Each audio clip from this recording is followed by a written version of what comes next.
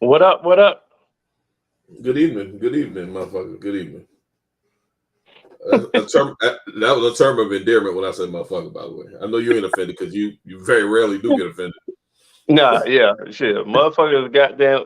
I took that as terms of endearment. I know I'll you did. probably, I'll probably be more upset if you say friend. Wow, wow. Oh shit! I should have something to drink around this motherfucker somewhere. A So today, straggler drink or something, huh? today is Tuesday, right? Yeah, it is. Yeah, day Tuesday.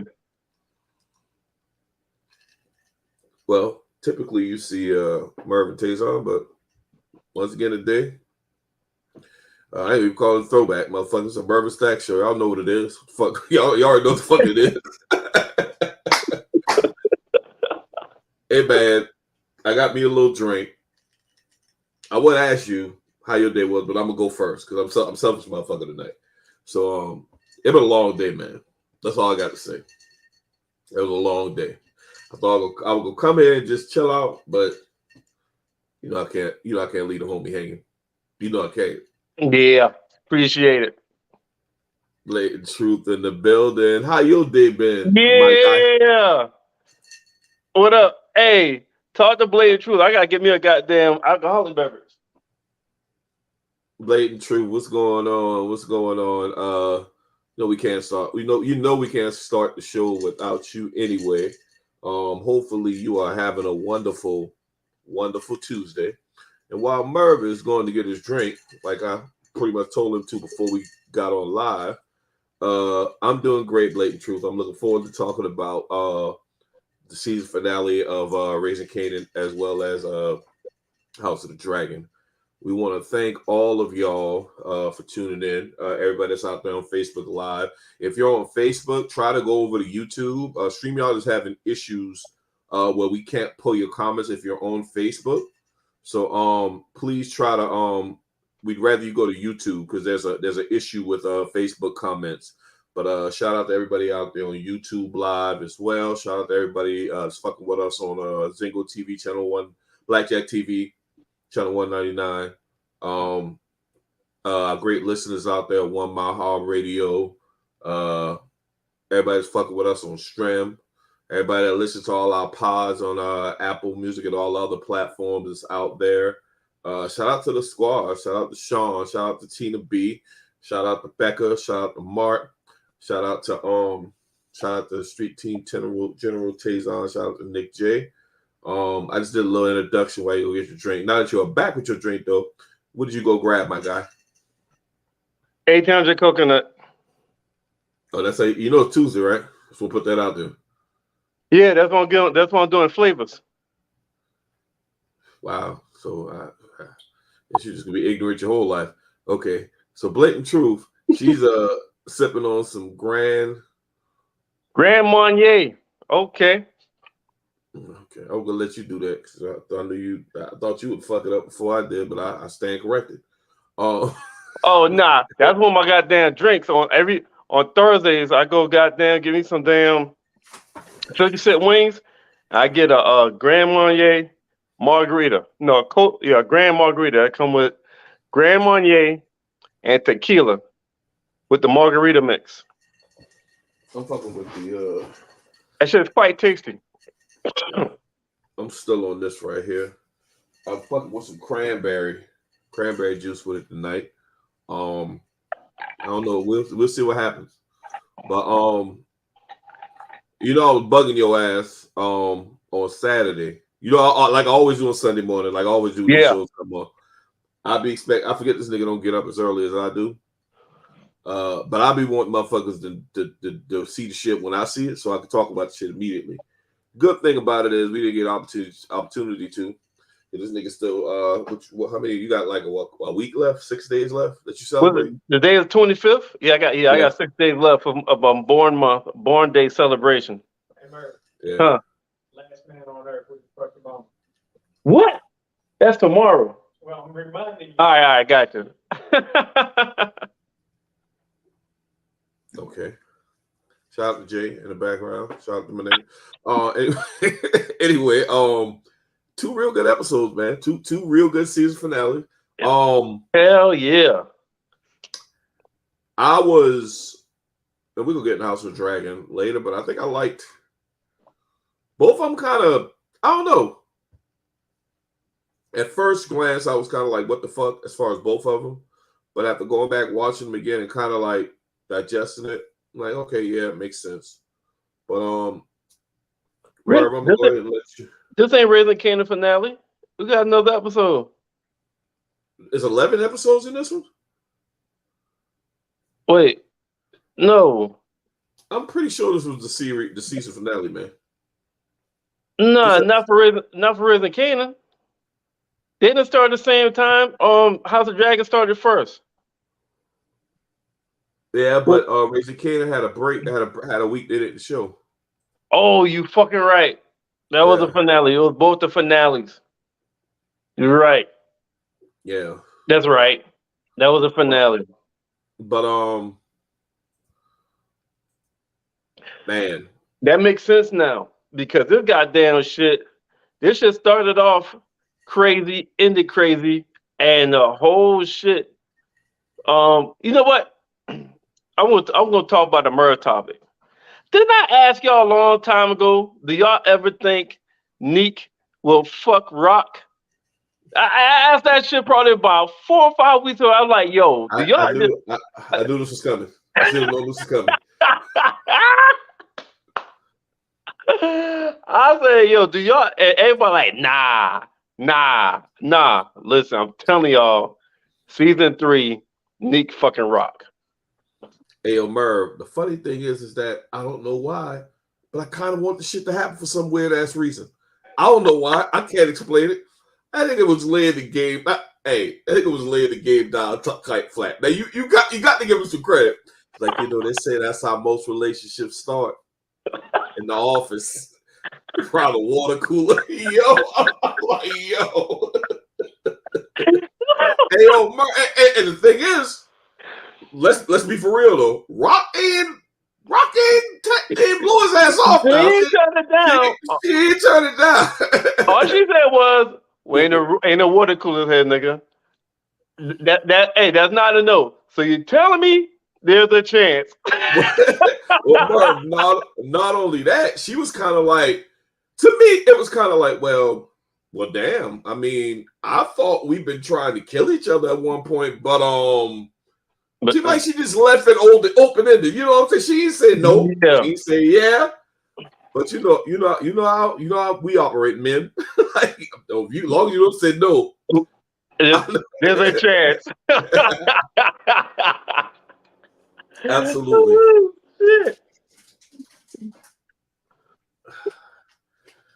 But I'm trying to remember how it began.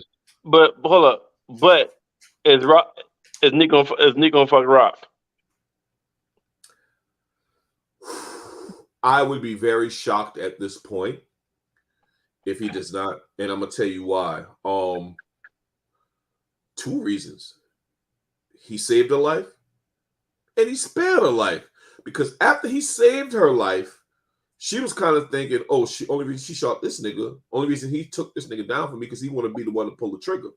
Mm-hmm. So once he let his hand out, and she kind of when she pull her hand out, that was kind of like her being vulnerable to Neek. So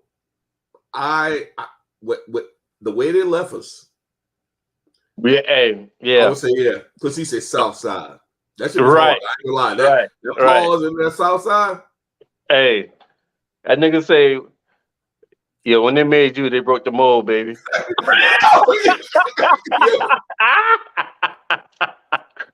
Yo, man, and the funny thing is, Merv, that nigga kind of sort of reminded me. You remember the Mac, like that video, that part that Martin did when he replayed it. I had those special feelings about you too, but that nigga was literally sounded like the Mac when he said they broke the mold when they made you. Hey, hey Merv, you a wild girl, Raquel Thomas.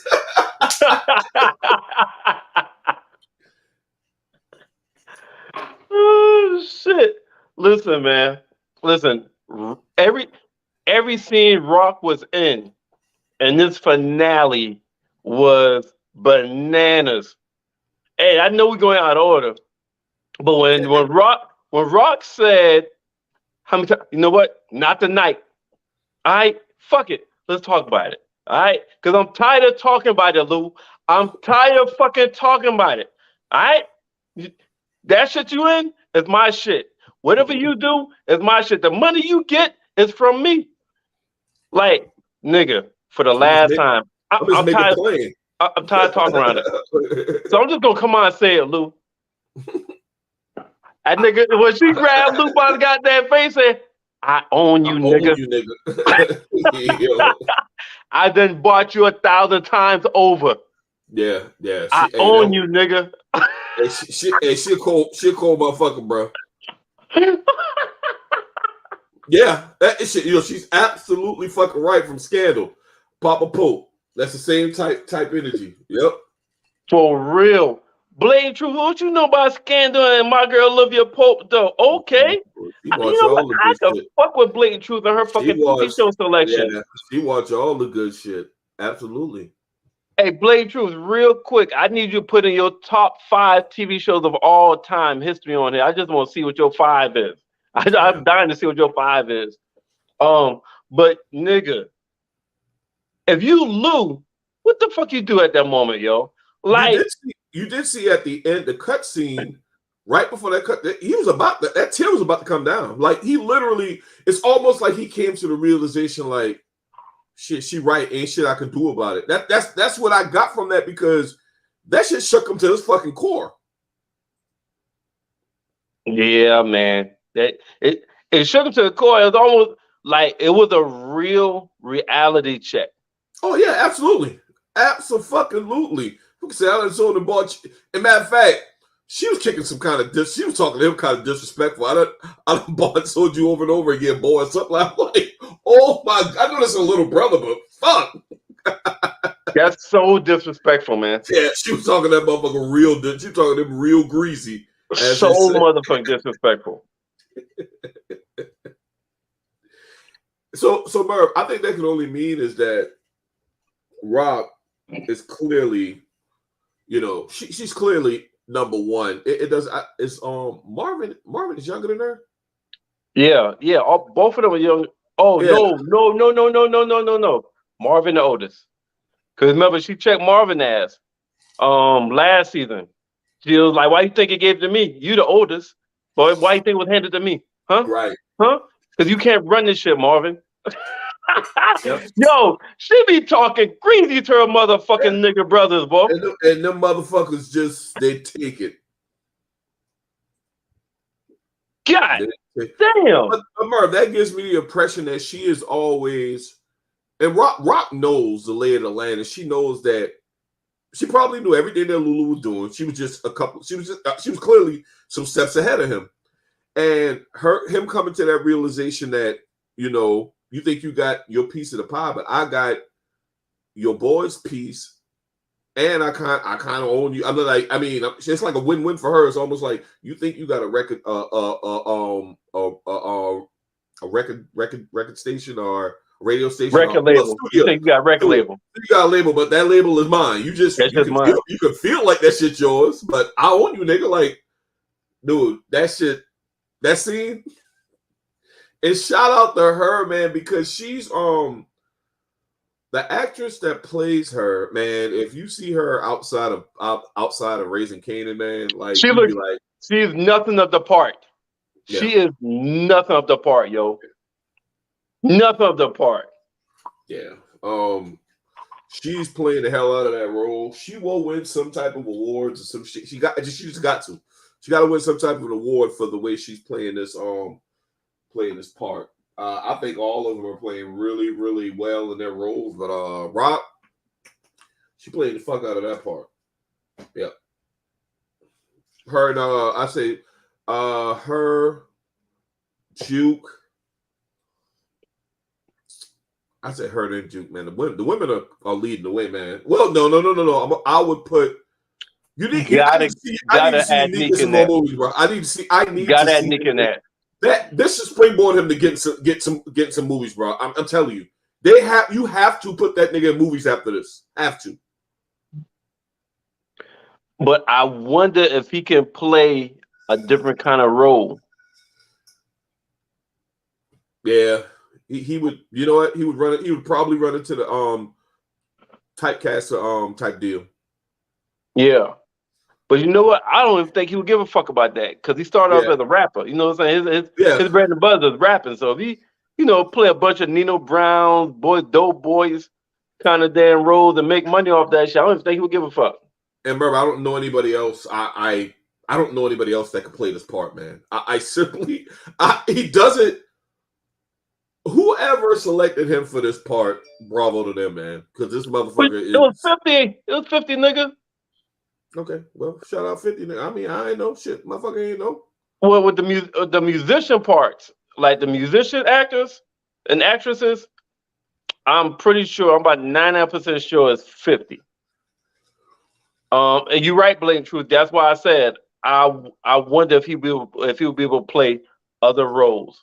I do wonder that. But Yeah, I wonder that, but I wouldn't care. I'm like you. I wouldn't care. Put him in the same type role. yeah, because the role he's playing right now, he's fucking killing it. Yeah. They broke the mold when they broke you. And then the Italians kind of fucked up by coming at Neek because Neek was staying out of it. Neek was staying out of it. Yeah, Neek pretty much shifted his allegiances. Well, he was neutral, but I think he shifted his allegiances once they killed Worrell, and I didn't see that coming at all. Man, Worrell had to fucking die. Damn, fuck you got against Worrell, nigga.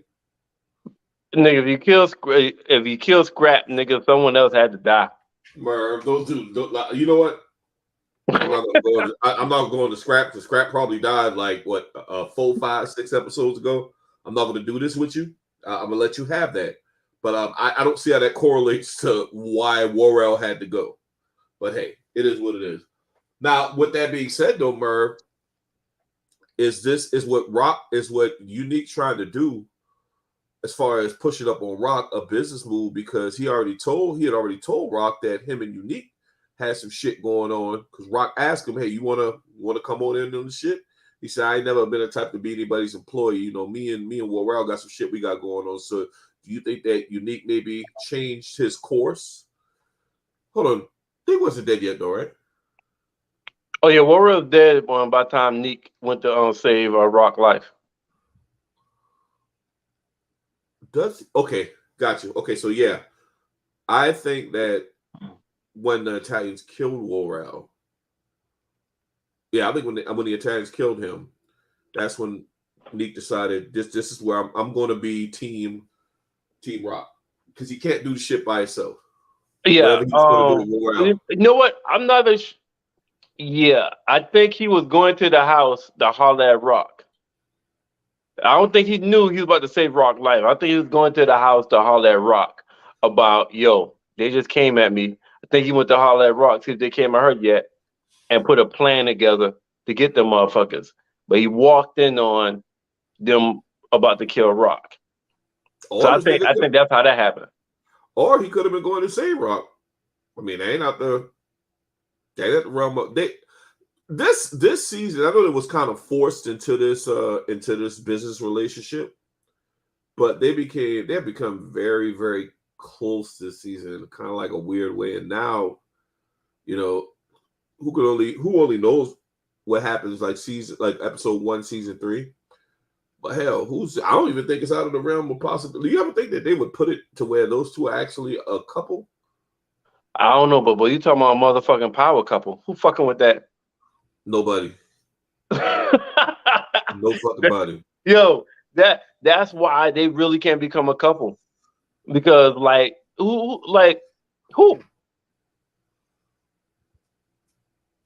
Ain't nobody fucking with that, especially in South. Like, nigga, they run this shit. What enemies would they have? I just thought it was dope that he pushed up on it, to be perfectly honest with you. I was laughing and kind of happy. I don't know why, but I was really like, damn, this is all right right here. I like this.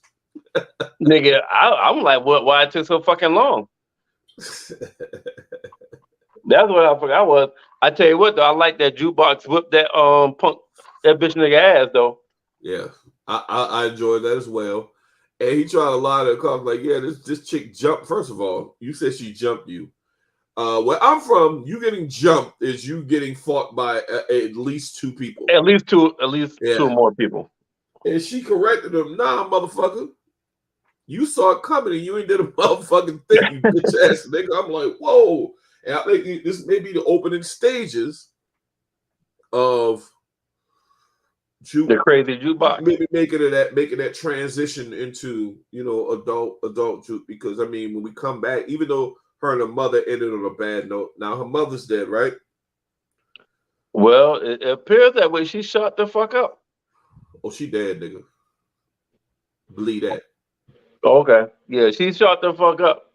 Right before she tried to make her peace or make her damn her argument with goddamn Rock.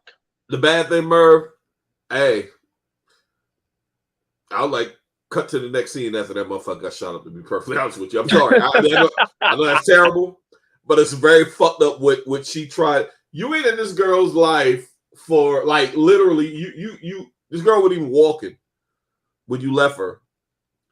And when you come back in her life, you immediately try to like beat the gay out of her. How dare you? Like white people say, how dare you? You know? So Merv might be cool, but when her ass got shot in the back, I saw her ass slumped on the floor in the blood, and her eyes might have been open. I'm not sure. I wasn't happy about it, but it wasn't even like a moment where I said, damn. I know that probably sounds fucked up.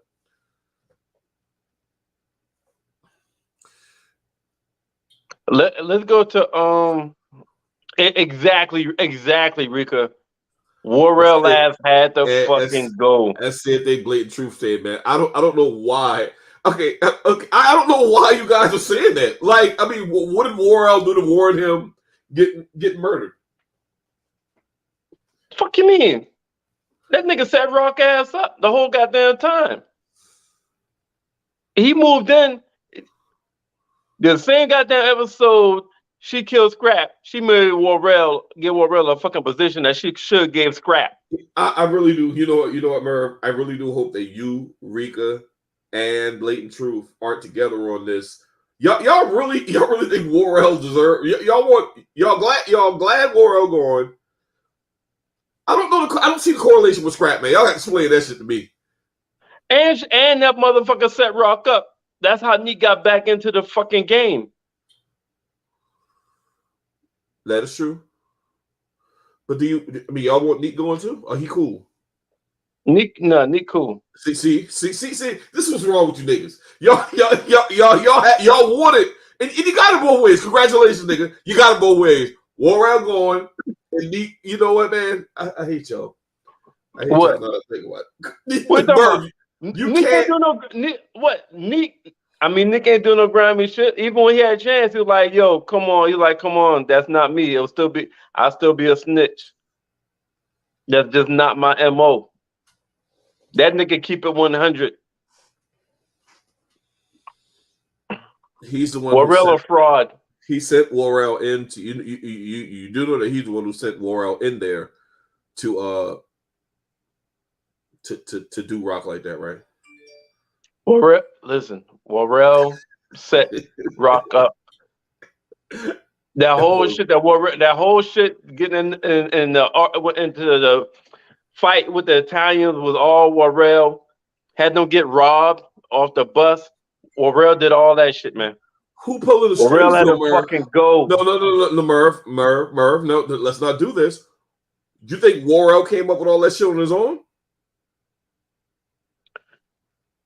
I think that Warrell always had bad intentions, but it just so happened when Neek got out and he got in, he reached out to Neek. Oh my God, Merv, why are you doing this? You just can't say, "Oh no, Warrell." So you're thinking Warrell is this smart? No. I didn't say that. I say he had bad intentions all the time. Now he got back up with Neek, and Neek is the one that goddamn put the execution together. Yeah, that was Neek. But Warrell faked that little pledges and all kind of shit. Talking about, yo, my loyalty is to you. But hey, Neek is cool with the Italians. He might get you out of this. Nigga, fuck you. All set up. He had to go. I get all of that, Merv. But I don't think it's fair that y'all saying he had to go and cool with Neek still being around. Because none of this stuff happens unless Neek puts the wheels in motion. Because we know where I come up with all this shit on his own. I just don't think it's fair. I don't think it's fair. Scrappy got killed. Touche, nigga. Let's move on.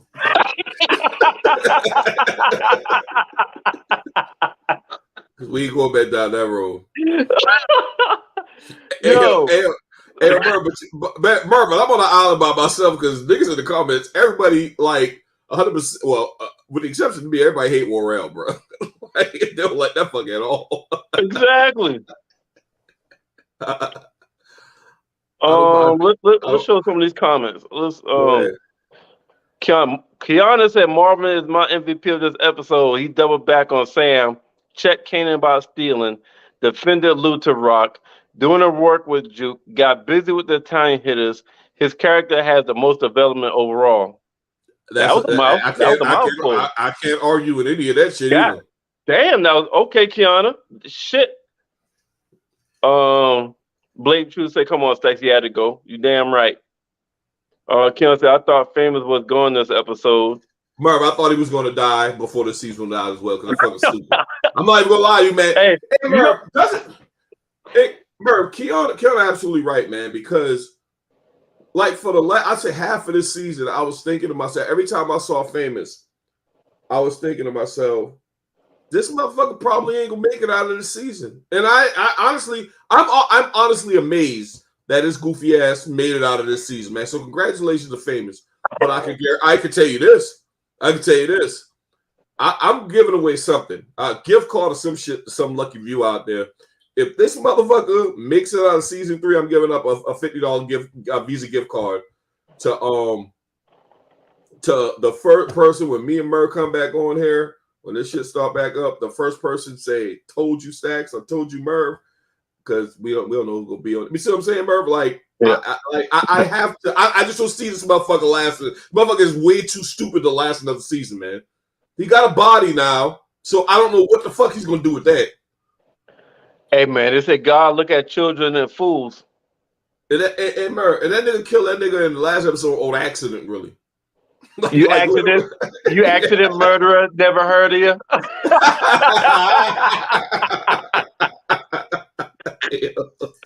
Now he hard and shit. Now he got there selling drugs and shit.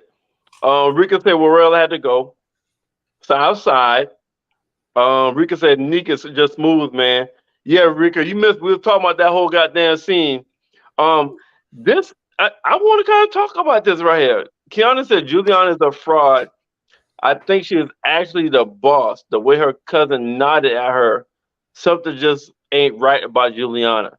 I've seen that around a couple of Power Universe Facebook groups that I'm in. Y'all think Juliana is really the head nigga in charge that was just playing that role? Or y'all think she got some kahunas now? She's trying to act brand new and shit. Okay, I would go with the latter. I'm gonna answer that shit first. I think that she got a lot. I think she is she's a lot of things. She's full of shit. I could tell you that much. Rock literally saved her life. I'm sorry. I'm going to say that Rock literally saved her life. Got her out of a domestic violence situation. And Rock ain't called the police. Rock ain't fucking called no advocacy group or no shit like that. Rock shot that nigga, I think 2 times in the chest and in the head. If I'm not mistaken, in season 1, somebody want to fact check. Regardless of how many times she shot the motherfucker dead. So I don't like once again, Liliana, or Juliana, what the fuck your name is, and my white people voice, how dare you? I'm really trying to figure out why this person literally saved your life. You don't know to come up and be like, yeah, I'm gonna go ahead and screw you over and let these motherfuckers make a side deal, even though you kind of sort of saved my life. That's just my take on it, Merv. But yeah, fuck her. So Here's my thing. I want to talk from both angles. If she is the plug and she is the boss, then that means her husband was really the boss, and that's why she got Rock to kill his ass. Because in the mafia world, you can't kill a boss and become a boss. So she is the boss. Her husband was the boss, and she played that role for Rock to kill her ass, and she take over the goddamn establishment and had her cousin play that role at first. That's one. All right. Now, if her husband wasn't the boss, then yeah, she full of shit. Because ain't no way you the boss bitch and you letting your husband beat the fuck out of you. And you the motherfucker over and you the queen pin. That shit ain't fucking happening. Okay? So if her husband wasn't the fucking boss that Rock killed, she grew this big ass kahunas now since Rock killed her husband. Now Cartier is dead. So she feeling her goddamn self. So she is the boss. That means her fucking husband was the boss. If her husband wasn't the boss, she's fucking fraudulent. She's not the plug. I simply don't like her. I ain't like that shit. That's if acting brand new is a person, that's her. If acting brand new is a fucking person, and then Joe Queen gonna say she's dangerous, and this bitch gonna say I'm dangerous too. Then fucking win. You ass was shook when they came in that motherfucker and you watching Andy Griffin on a fucking TV show. And on the TV and your husband was beating your ass on the regular. So I mean, how the fuck you dangerous? Yeah, I don't know how to. I don't. Yeah, you know what? No. Yeah, she got to go. I'm sorry. Season 3, episode 1. Please, somebody get Rock, shoot her in her fucking head. I'm sorry. I mean, I know that sounds terrible, but I mean, I just said what all you motherfuckers was thinking. So I mean, hey, yeah, she got to go. What you think, Merv? Yeah, definitely. What's saving her right now is the Italians are still alive. Once Sal is gone, she's dead. She's fucking dead. Dead, I say. She's dead. Let's see. Rika said, yeah, she was playing a passive role the whole time. Blaine Truth, yes, my reason had nothing to do with scrap. Tidy Worrell looking like he was about to cry. No, I was laughing at earlier. That shit was funny as hell. Rick said, for storyline purposes, it doesn't make sense for him to go fourth. I'm talking strictly about the writing. Worrell was even a strong right-hand man. That's true. He didn't have many speaking lines. True. Chef Courtney got what up? Keon said Worrell was a deer in headlights. He needed to be cut off a couple episodes ago. Told you, man, nobody liked that nigga, man. Nobody liked that nigga. Stacks, look here. Every last person that died in the finale had to go. That's pretty accurate. Who all died in the finale? Worrell. Juke Mama. Juke Mama. Oh, you right. Yeah, both of them had to fucking go. Some of them Italians died as well. Oh, yeah. Trying to figure out. Yeah, we talking about Raising Kanan, Chef. I'm trying to figure out somebody else. Seems like somebody else of importance died. I thought so too. Blatant Truth said Marvin wins MVP for the season. Let's talk about that. Who is Marvin your MVP for the season? For the whole season? She got Marvin wins MVP for the season. I don't know, man. Marvin got the botched hit. I don't know if she's ignoring some shit, but Marvin got the botched hit because he sent 2 fucking idiots in there to do the job. One that was a certified racist idiot, and one that was trying to prove something to his peers or his daddy. I guess he got daddy issues and shit like that. But Marvin the MVP this episode. But let's not forget that Marvin is the absolute reason as to why they're at war with the Italians. True. I mean, hey, let him be MVP. We're gonna come back to that. We're gonna come back around to that and talk about the season MVP. Did you see when the crackhead said, "Let me get this last hit"? Yo, Merv, I'm glad Courtney brought that shit up, Merv. We got to fucking talk about, we got to talk about that, man. 50 said the realest shit I heard regarding a crackhead. I think he was talking about, I don't know if it was like I had a double meaning, but he said I heard about, crossroads down south when when people sell their soul to the devil. And he said he seen the devil on I think he was talking about street corner in Queens. He said that motherfucker ain't buying. He's selling. You sell that, you give him that, 10, you get that dime, he got your soul. And it's his. He got that shit. He got that shit forever. He ain't giving it back. Nigga, I don't know why, but I thought that shit was so fucking profound. That nigga said that motherfucker, hey, you fuck about talking about selling this soul now. The devil ain't buying. That nigga selling. I thought that shit was so hard, but that scene was powerful as well, man, because you got Marvin. It was, man. Yo, Merv, Marvin literally Marvin put two in the other crackhead chest and say, Look what you made me do. Yo, look at what you made me do. He said, look what you made me do. Now, Merv. I'm trying to be a good nigga. But Merv, that's what he said. But Merv. What did I tell you when I saw you again? Right, Merv. I had to put you down, right? But Merv, in all actuality, I feel Marvin. I feel everything he said. Let me tell you why. Okay, I forgot the crackhead name, but of course he had Sam. How you forget Sam? Sam.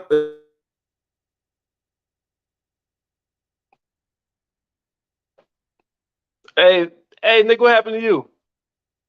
This nigga, I never thought I'd be telling you, get your goddamn internet check. You got that fucking AOL. So we talking about Sam. That story when right before he's about to get shot, they said, man, I have to tell y'all the motherfucking accountant. Like motherfucker trusted me with their money. They came to me. Damn nigga, I never thought I'd be telling you goddamn get your AOL fixed. No, man, I was messing around with this USB and that's connected to the camera, and I don't know, I fucking with it, and that shit went out. But nigga, Sam was given the opportunity of a lifetime. Opportunity that a crackhead, that's probably the deal of the century for a crackhead. I am going to give you this money. Give him this bus. I'm gonna get the bus for you. I'm gonna give you this money, and I won't see you again. Everybody know. I mean, most of us grew up in it. You can't trust fucking crackheads. That nigga ain't making it to the next block. And then he murdered that nigga. They let me off. Pull this bus over. Yeah, pull this bus over. Let me off this motherfucker. But the nigga said, if I see you again, I gotta put you down. Absolutely. He told him that. If I see you again, I gotta put you down. Now, how many of y'all, when Sam got off that bus, y'all thought he was gonna fuck the whole shit up? Y'all thought he was about to tell on Kanan. Y'all thought he was about to tell on Rock. Y'all thought old girl, the white detective, was about to find her ass and have a whole fucking roundup of them niggas. When he got off the bus? When he got off the bus. You know, Merv, I didn't know exactly what was going to happen when he got off the bus.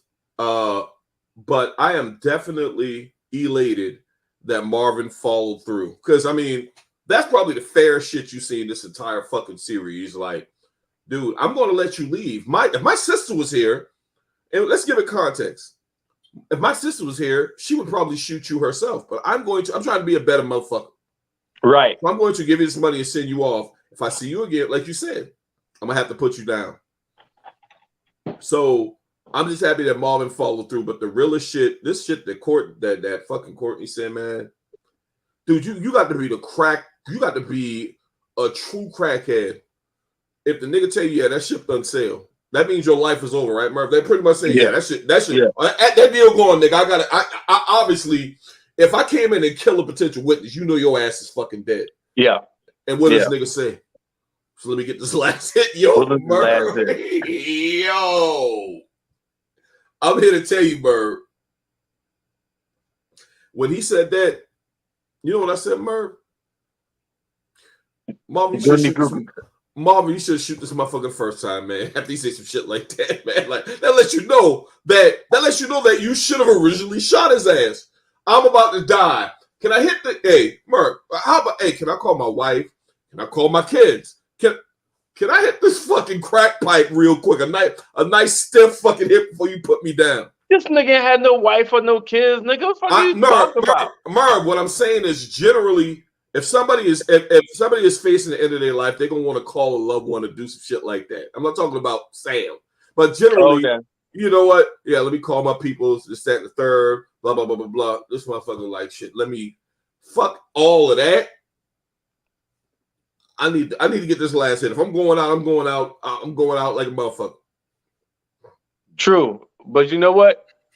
I felt that. Hey, I felt the nigga was like, "Yo, I ever tell you I was an accountant?" Yeah, like motherfuckers trusted me with their money. Like I was over niggas' money and shit. You know what I'm saying? Doing good. You know what I mean? One hit of this crack. All that shit went up in smoke. And Merv, these are the perfect don't do drug commercial. That is a commercial. That was a commercial right there, nigga. That was a commercial. It was. Like when you see shit like that. Like I don't think nobody is watching us on crackheads, so they can't answer this question. So it's rhetorical. But when you see shit like that, what the fuck would make you even want to try that shit? You seen crackheads and how they turn out. What the fuck make you want to try crack? That's just crazy to me. I am grateful that I grew up in a neighborhood where crackheads was a constant thing, and that I was able to see movies that depicted crackheads in their proper life. And when I saw these two things in my growing up, I knew I was going to be a lot of things by the time I get to where I'm at now. But I knew I wasn't going to be a crackhead. So, I mean, yeah. Listen, I'm glad my family raised me on that Reagan shit. Say no to drugs.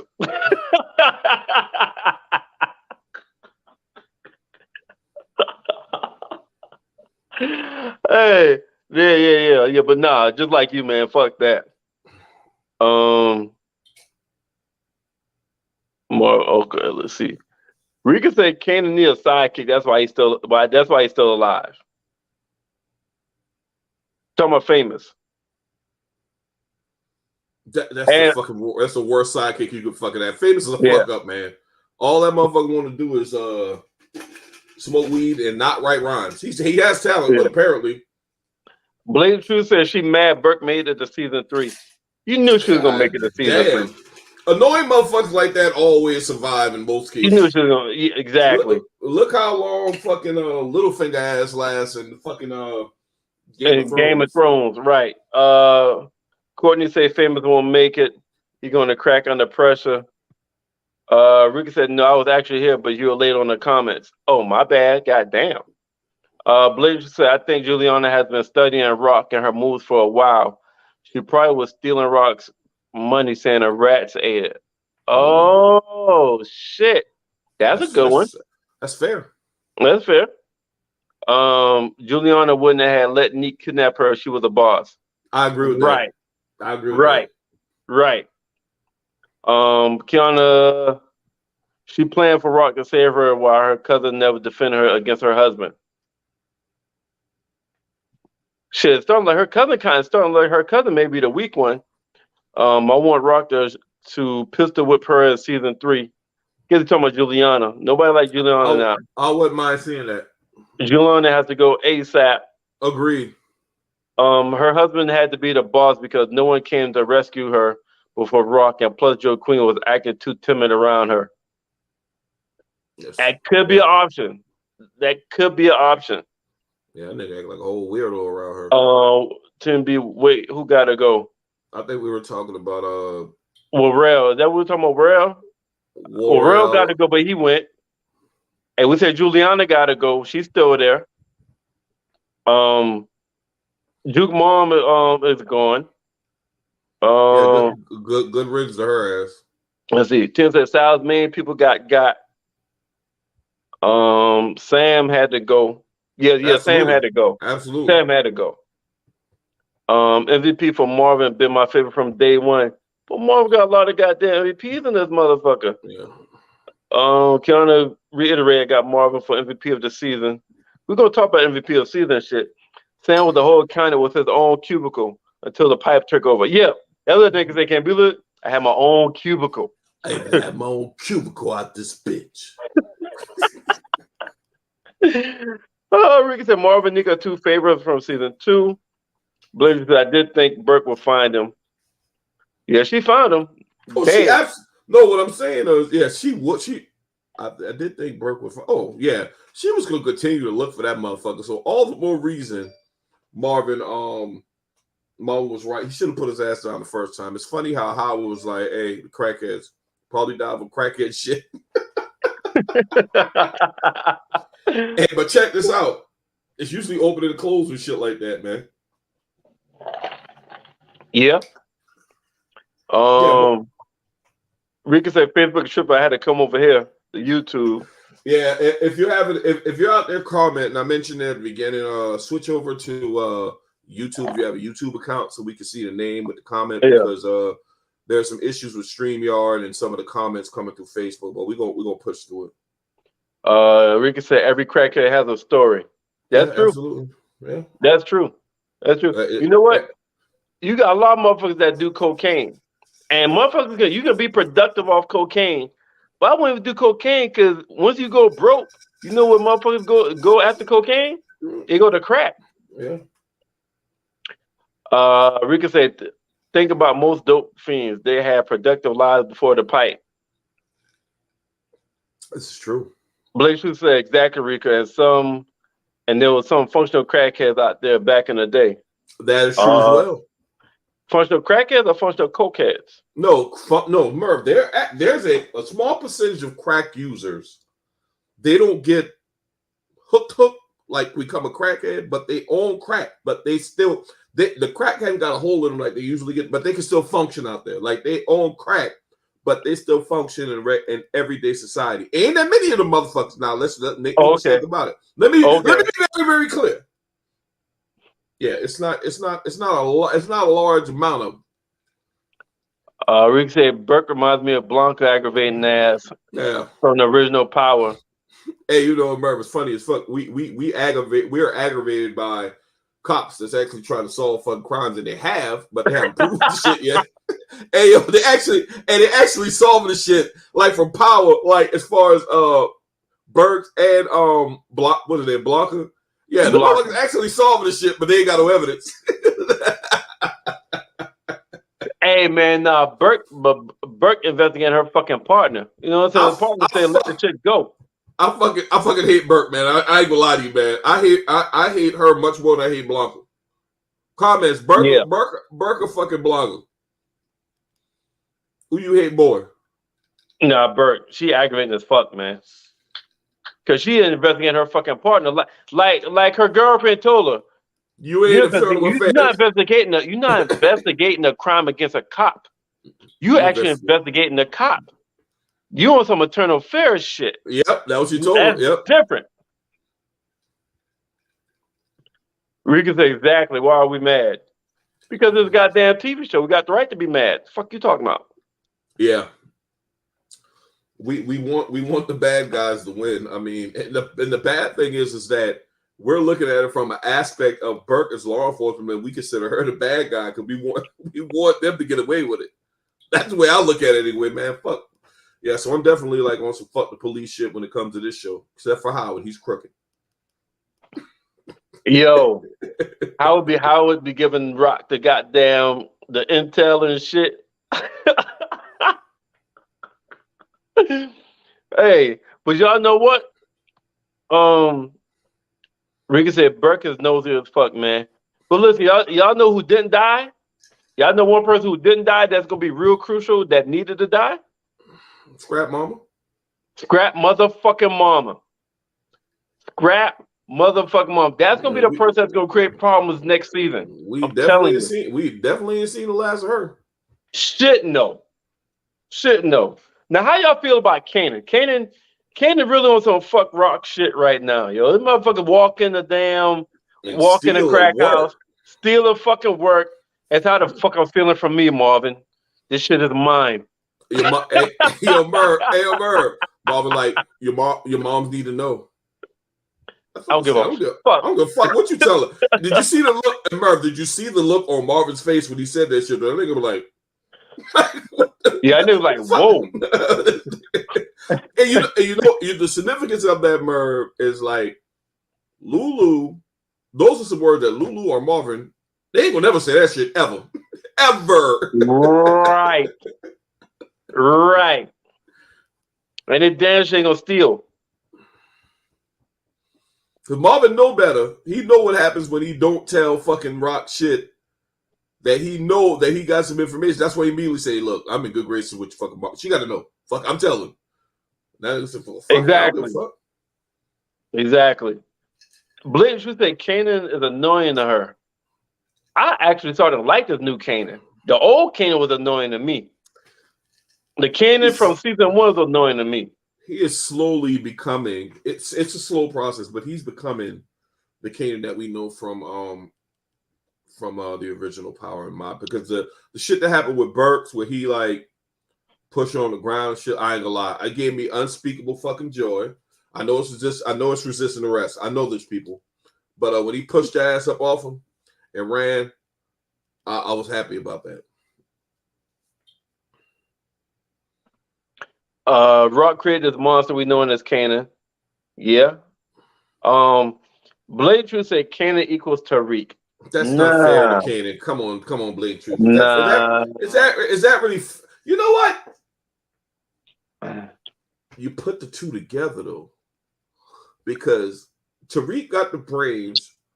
Kanan ain't fully developed into the street smart person. Kanan as an adult, but if you mash the two together, Kanan way more brawling and streetish than Tariq. Yeah, I don't see Tariq kicking nobody. Has Tariq kicked anybody ass? Nah, he haven't. Nah, he haven't. Tariq not kicking down the goddamn door and pistol whipping a motherfucker. He's not. He's not. Elmer, but I mean, does he need to? I mean, no. I think when you and Merv, check this out. I don't give a fuck. Kanan kill Buck 20. Who else Kanan kill? Well, that's it. Kanan body, Kanan, whatever Kanan has done in both seasons, I think that killing your father trumps that. I'm sorry. I'm just sorry. I know Tina probably don't want to hear that. If Sean listening, he probably want to hear that. But yeah, the dude killed his father. So that I think killing your dad is equate to at least 5 to 10 bodies. That's just me. So you got to give Tariq some. He got some juice for killing his fucking pops. I'm sorry. That's just me though.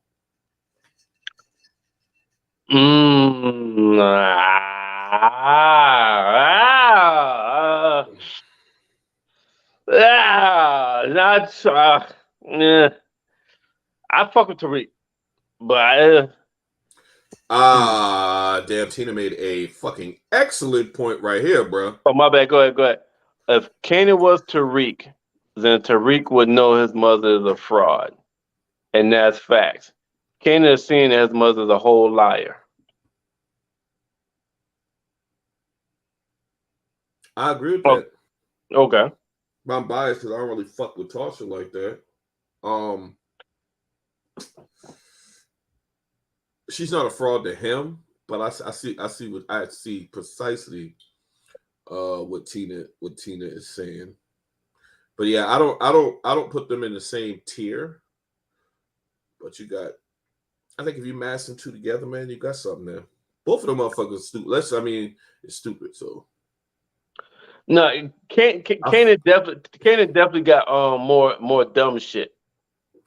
You know what I'm saying? Kanan got way more dumb shit, especially in season 1. Sharik, we can't do that now. Come on, that ain't fair. We're talking about that's adult Kanan. We're talking about young Kanan and adult Kanan. That is not fair at all. That's a damn good point. But that probably trumps killing your father. Yeah, that absolutely trumps. Yeah, Merv, that trumps killing one of your offspring. Definitely trumps killing your parent. It does. Yeah. But we Blake can't just said count that. the level of annoyance is the same for me. Kanan has more street in him, but he is still a spoiled brat.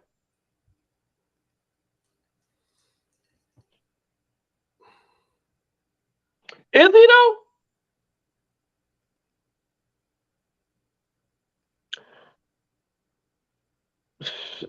Nigga, Tariq was living in a fucking penthouse That's some shit from to the disagree. time that he was born. Like the level of spoiledness is more with Tariq now. The level of spoiledness is more with Tariq. I just thought of something though that blew my mind. While we talking about all this, uh, Kid Kanan, Kid Tariq, I think we totally lose sight that adult Kanan actually created the young Tariq who he is right now. And that shit You're just right. blew my fucking mind. now that I think about it. Yeah. You're right. Yeah.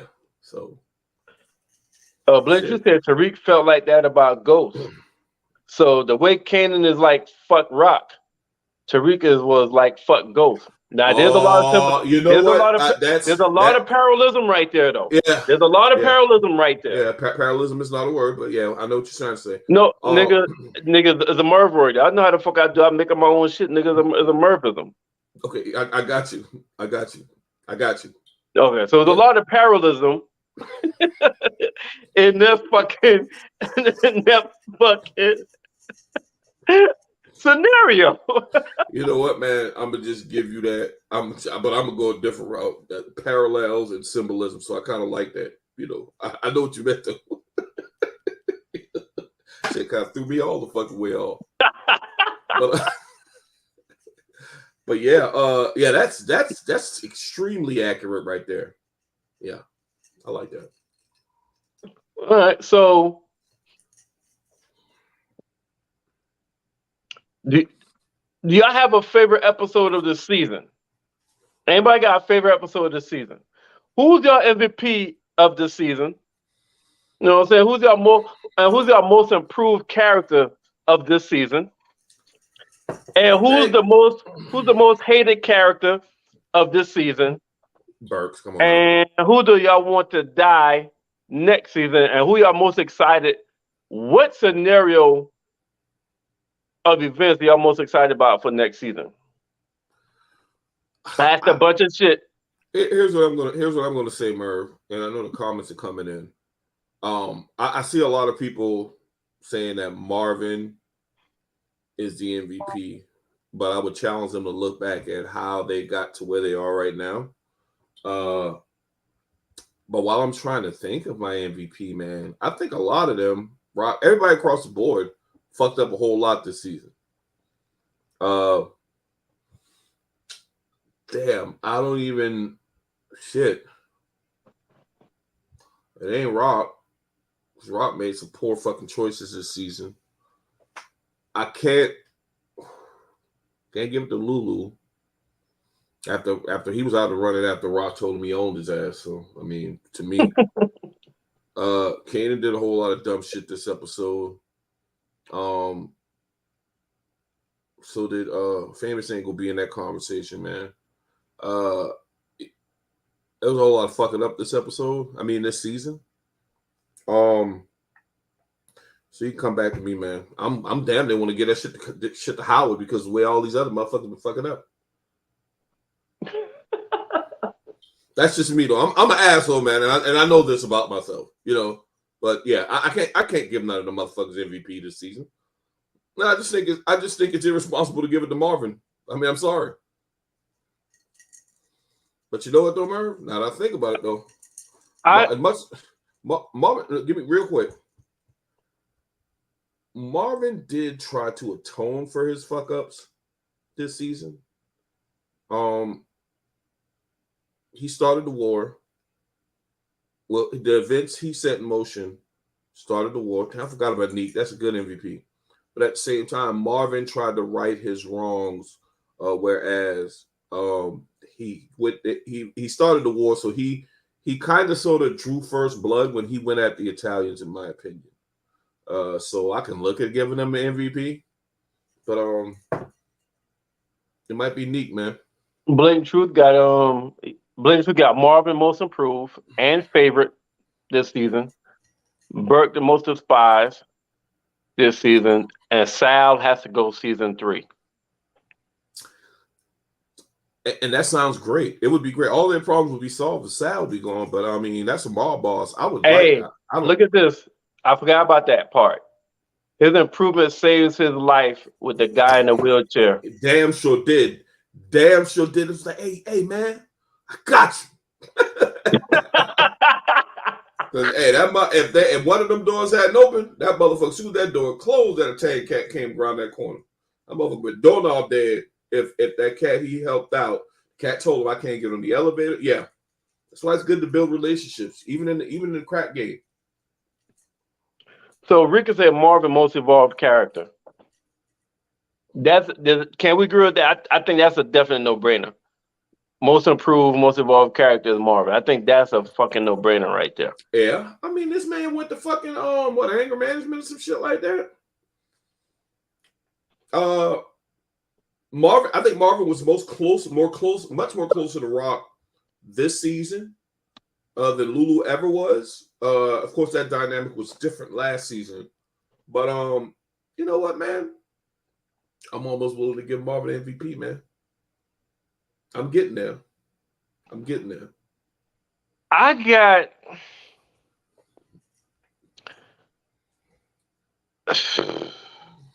to be MVP. Do you have to be like the most explosive character to be MVP? Do you have to be the most? Do you have to be the most seen character to be MVP? Because I got MVP in mind, but they wasn't the most explosive character. They wasn't even the most seen character throughout the fucking season. Yeah, bro. And I just all that shit you just said just now. When I looked at the definition of MVP, I can't give it to Marvin. Matter of fact, I the only person that I think really qualifies for it is Unique for this season. I got Unique.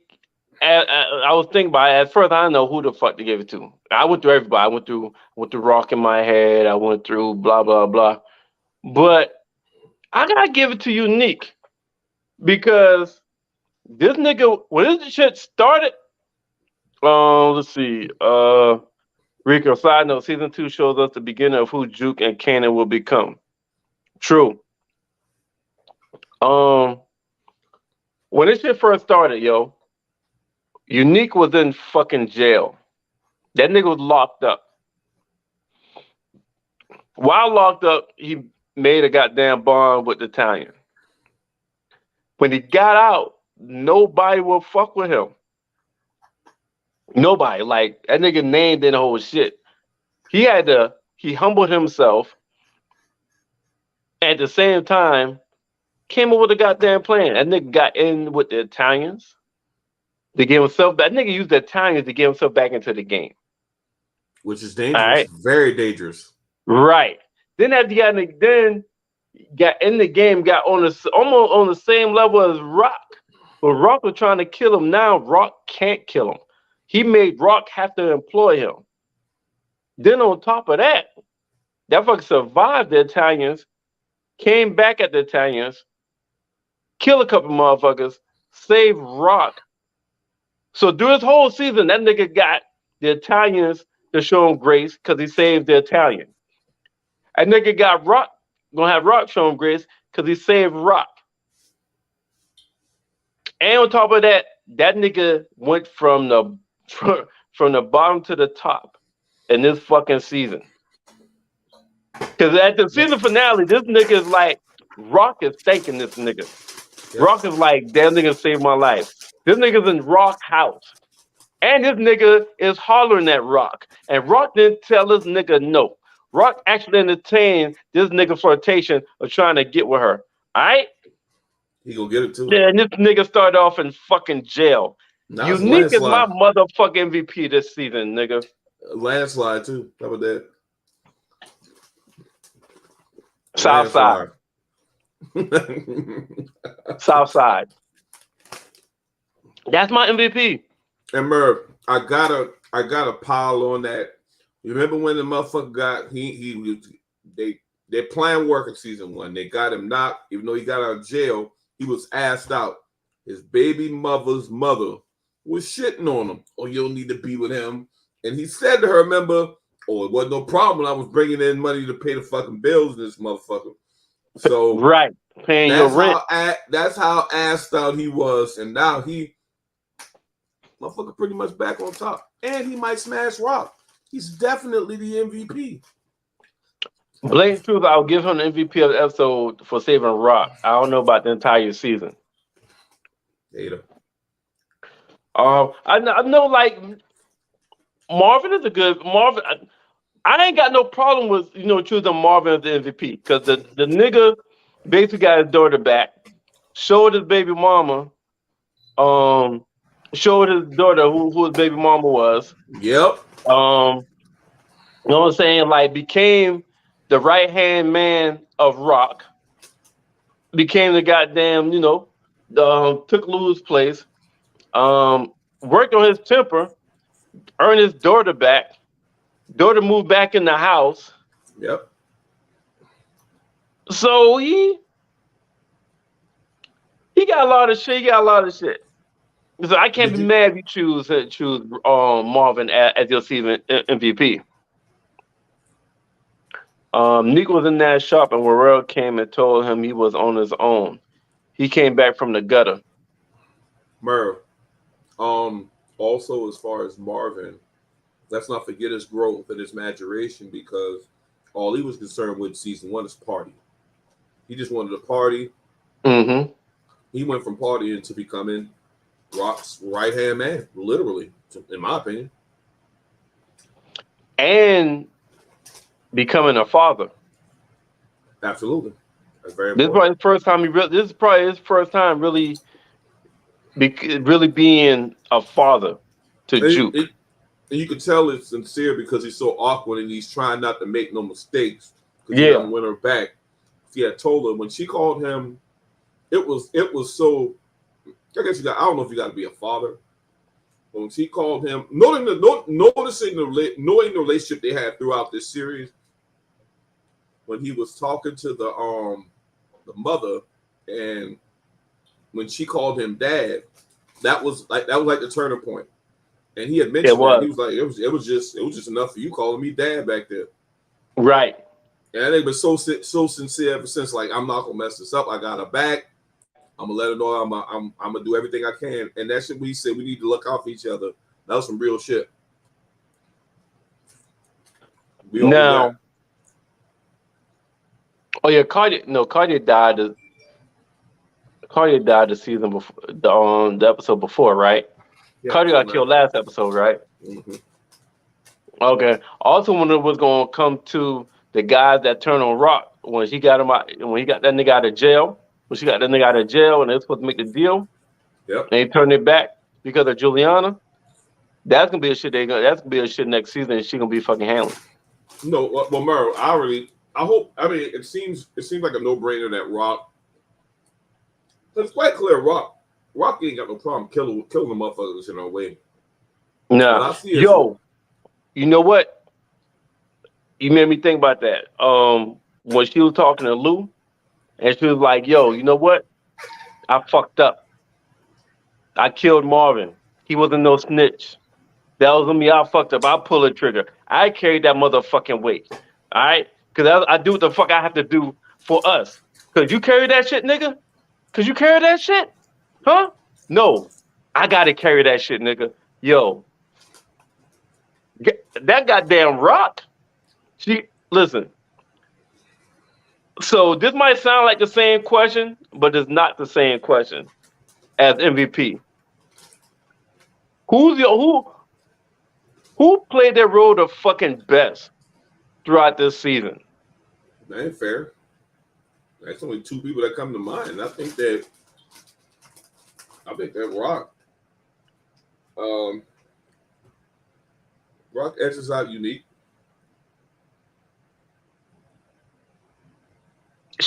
Yeah. I actually think it's not. I think a little bit further gap than I think a little bit further gap than we're giving credit to. Um, but let's talk about the last scene before we leave it. Unique save Rock.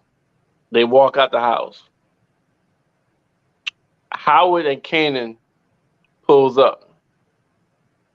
The four of them look at each other, and all four of them is like, especially Unique. Unique is like, what the fuck is this nigga doing here? Like everybody looking like, what the fuck is going on?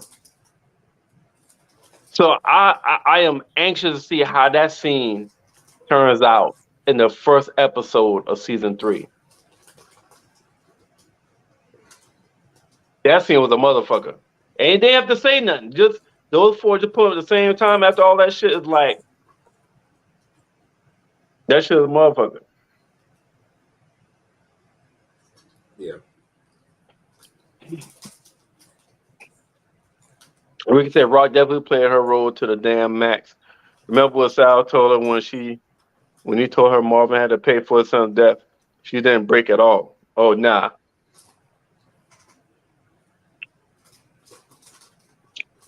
Anything we missed from the goddamn finale? Nope. We already over. We get on this House of Dragon. Yep. We about to go to House of Dragon, y'all. I know Blatant Truth's gonna stay on. Anybody that's with us, that was on the House of Dragon, continue to stay on, and we'll be we not shit. I don't know what goddamn Zisa. Zisa ain't going. Oh shit! Zisa got killed. No, hold up. Zisa. I'm not sure Zisa dead. I think the place she was staying in is burning, so she's assumed dead, but we didn't see a body.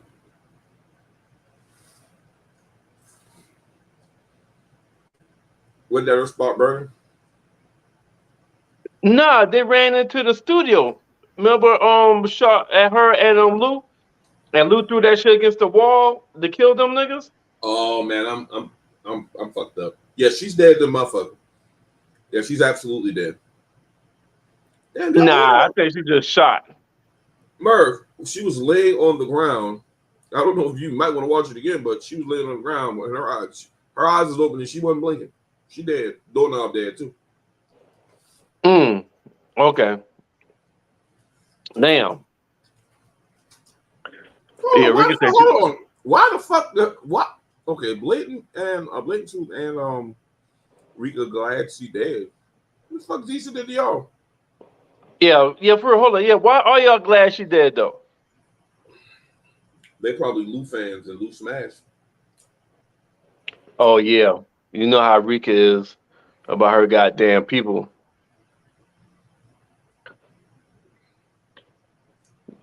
But I think we cover everything in Raising Canaan though. We see y'all goddamn shit. I don't know what your goddamn next TV show coming on that we're gonna talk about. I got a goddamn look. But right now we're gonna talk about this House of Dragon finale.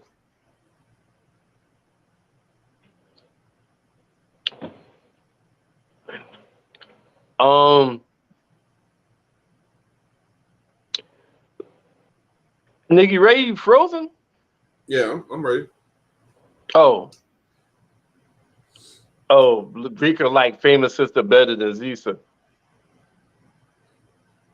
You talking I about the don't one know. that the goddamn crown as well Yeah. behind Lou back Apparently.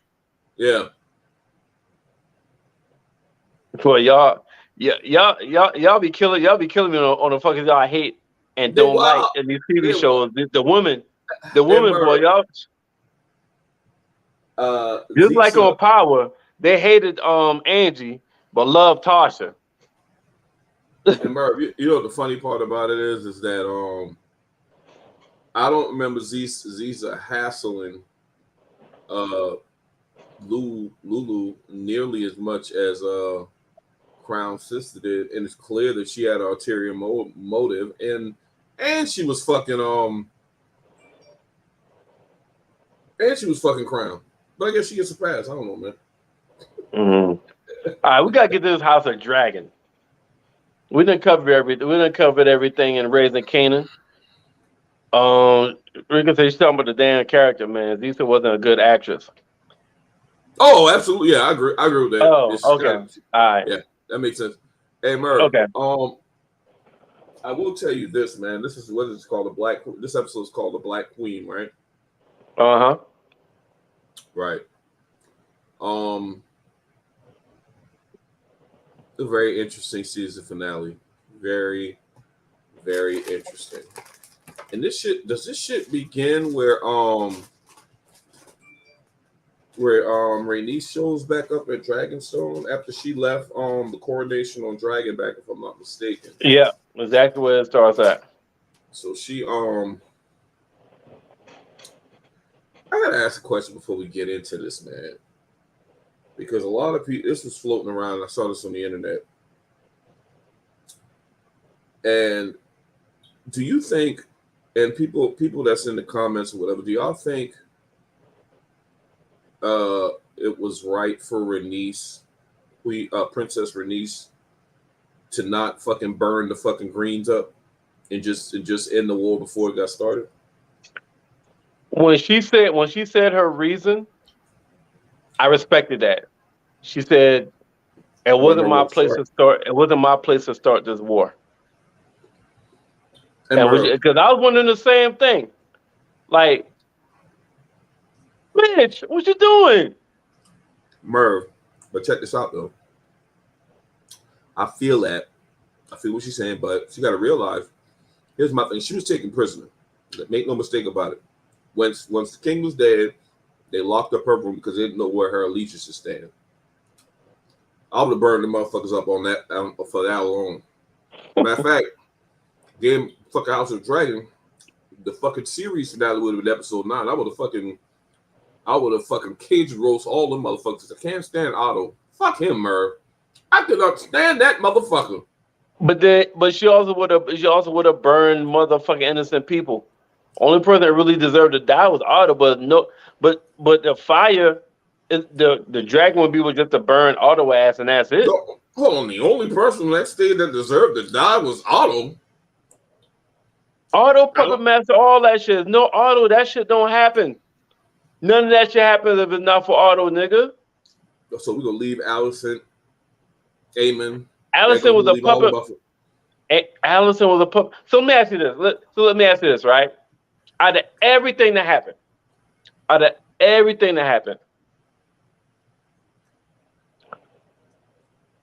who would you blame for everything that the whole dynamics? Where we're at. You got the king and his you got king and his peers. You got Otto and his peers. You got the kids and their peers. You know what I'm saying? So the whole dynamics of everything that's going on. Who'd you if you had to blame somebody? Who'd you blame? Of course, it's going to be Otto. But we're talking about Game of Thrones here. You really think that? Okay, it's clear from this episode that Otto and Alicent has the same goal to put to have Aegon as the king, second of his name, ascend to the throne, right? Yeah. Okay, that portion of it is still wrong because that's not what Viserys' wishes are. They're both trying to accomplish this in different ways. Alicent, I think it's very stupid. Otto is trying to do it it's wrong, but the right way. Alicent really thinks that Aegon could be king, and she could convince Rhaenyra to just give up her birthright. So what I'm saying is the reason I say everybody should have been burned because taking Otto out the picture doesn't solve anything. Because Alicent and Otto share the same goal. The only difference is Otto wants to see Rhaenyra, Daemon, like their whole family wiped out. That's why I say burn everybody on the fucking stage. Because everybody, if Allison's still there to challenge, you kill Aegon, you still got Aemon to worry about. He's worse than fucking That's all I'm saying. That's why you burn everybody on the stage. That's just me. But I respect what she said though. It wasn't her war to start. All this shit is towards Damon and Rhaenyra. And you know back then they take shit like that serious. No, you got to earn the death. You know what I'm saying? You got to earn your death. Shit like that. Motherfucker, But I had no problem with her. I had no problem with her for her reasoning. No, I get it. I absolutely get it. But what I'm saying is, she could have ended the shit right there. But we wouldn't have. That would have been roll credits after episode 9.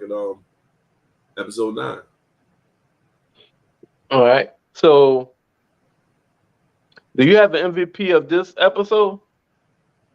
Of this particular episode? Yeah. You ain't got to answer now. And do you have MVP of the season? Be thinking about that. Mm-hmm. I ain't got to think about the MVP for the season, but continue. So, hey, what's that dude named Sir Eric? I want to know how the fuck he snuck that crown out of King's Landing.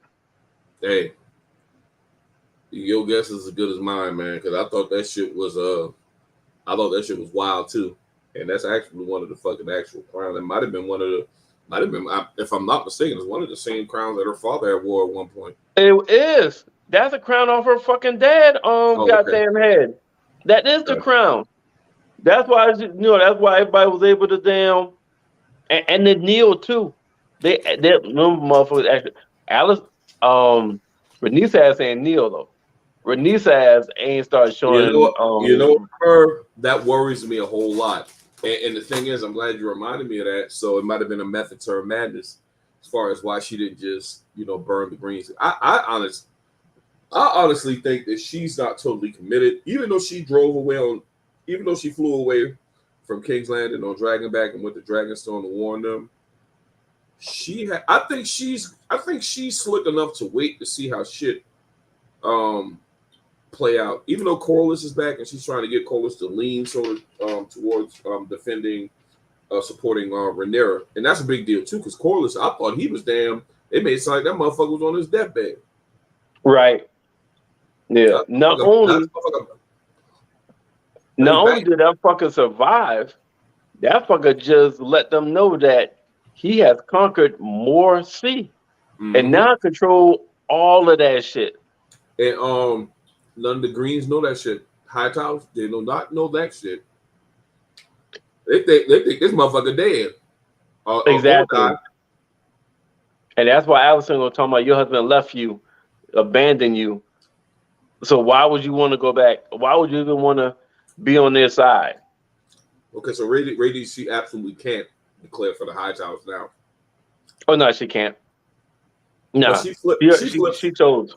She flip-flopped a whole lot these last couple of episodes, but I don't blame her because she's playing the game. Her husband back and all that shit as well. Like there's a couple of events that happened during this course of the season where she was trying to play her position. Because when that petition was brought up, I think it was 2 episodes ago, where fucking Vaemon lost his fucking head to Daemon.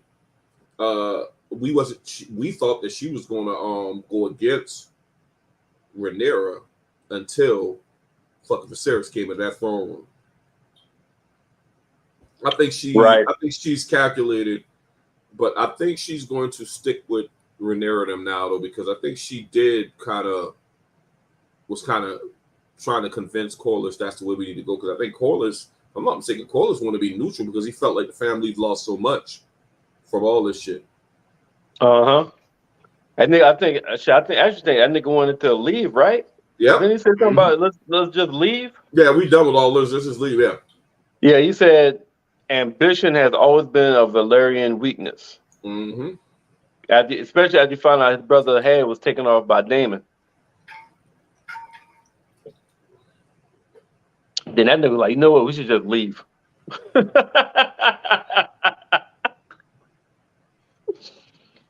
Oh shit! Let's talk about the elephant in the room though. Because Renice made a statement to her husband and said, Rhaenyra is the only person. Well, everybody's pushing her to war. She is the only person that has shown restraint, Mm-hmm. and that's as a queen. Yeah, I think that's what kind of made him shift a little bit to back Rhaenyra.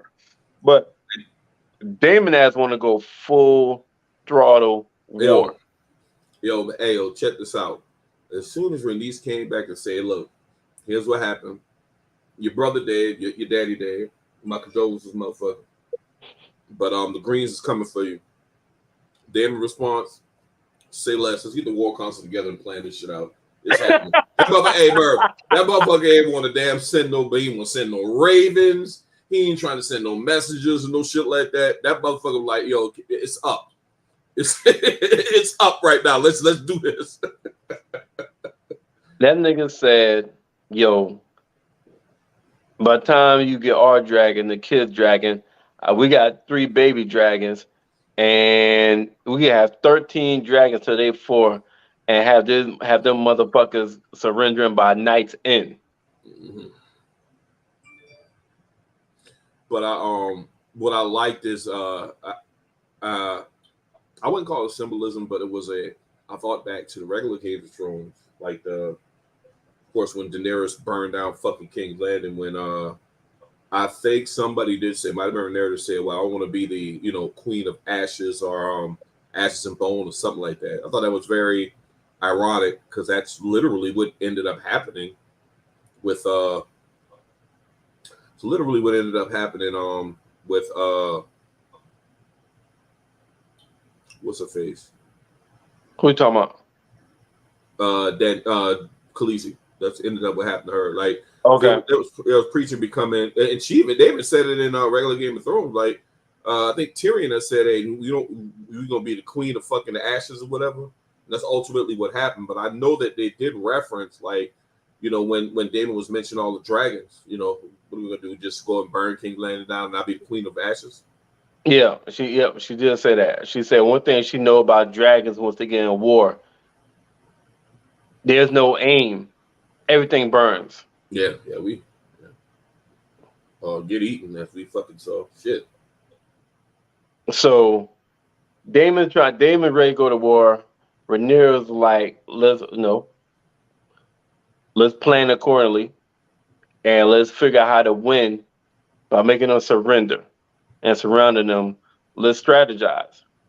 Now, there she's trying to get in contact with she's trying to set up all of her allies and want to send ravens. Jacaerys, the oldest, says send us. Dragons are faster and more convincing.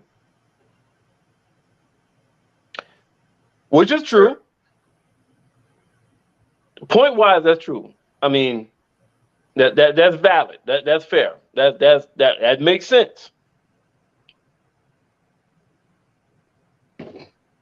And she also tried to protect them by saying, "Listen, y'all are there as messengers, not warriors." Because why? In the old days, messengers are supposed to be you gotta respect limits. that. Yeah, you can't, except for the 300. Yeah, right, except for 300. This is Sparta. That's what I'm say. Fuck that. Yo, but about Merv, terrible idea. Sounds good on the surface. I'm gonna tell you why I thought it was a terrible idea. I didn't think it was a terrible idea until like after the episode. But the king is dead.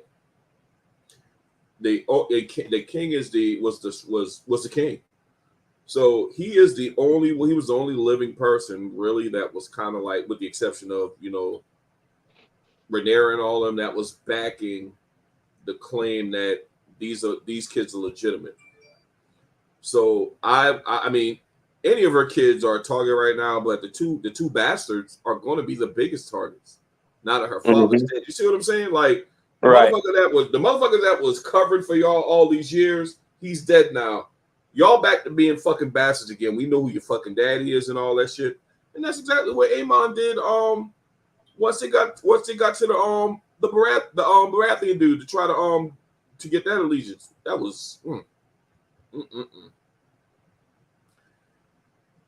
I just thought it was a poor decision. I understand why they did it, Merv, but after the fact, I didn't think it was a poor decision at the time. But I was thinking to myself, like, damn, they kind of more exposed, more vulnerable because ain't nobody there to say if anybody say this shit again, I'll have your fucking head or no shit like that. So, Man, I did kind of had a bad feeling with the youngest one because he's so timid.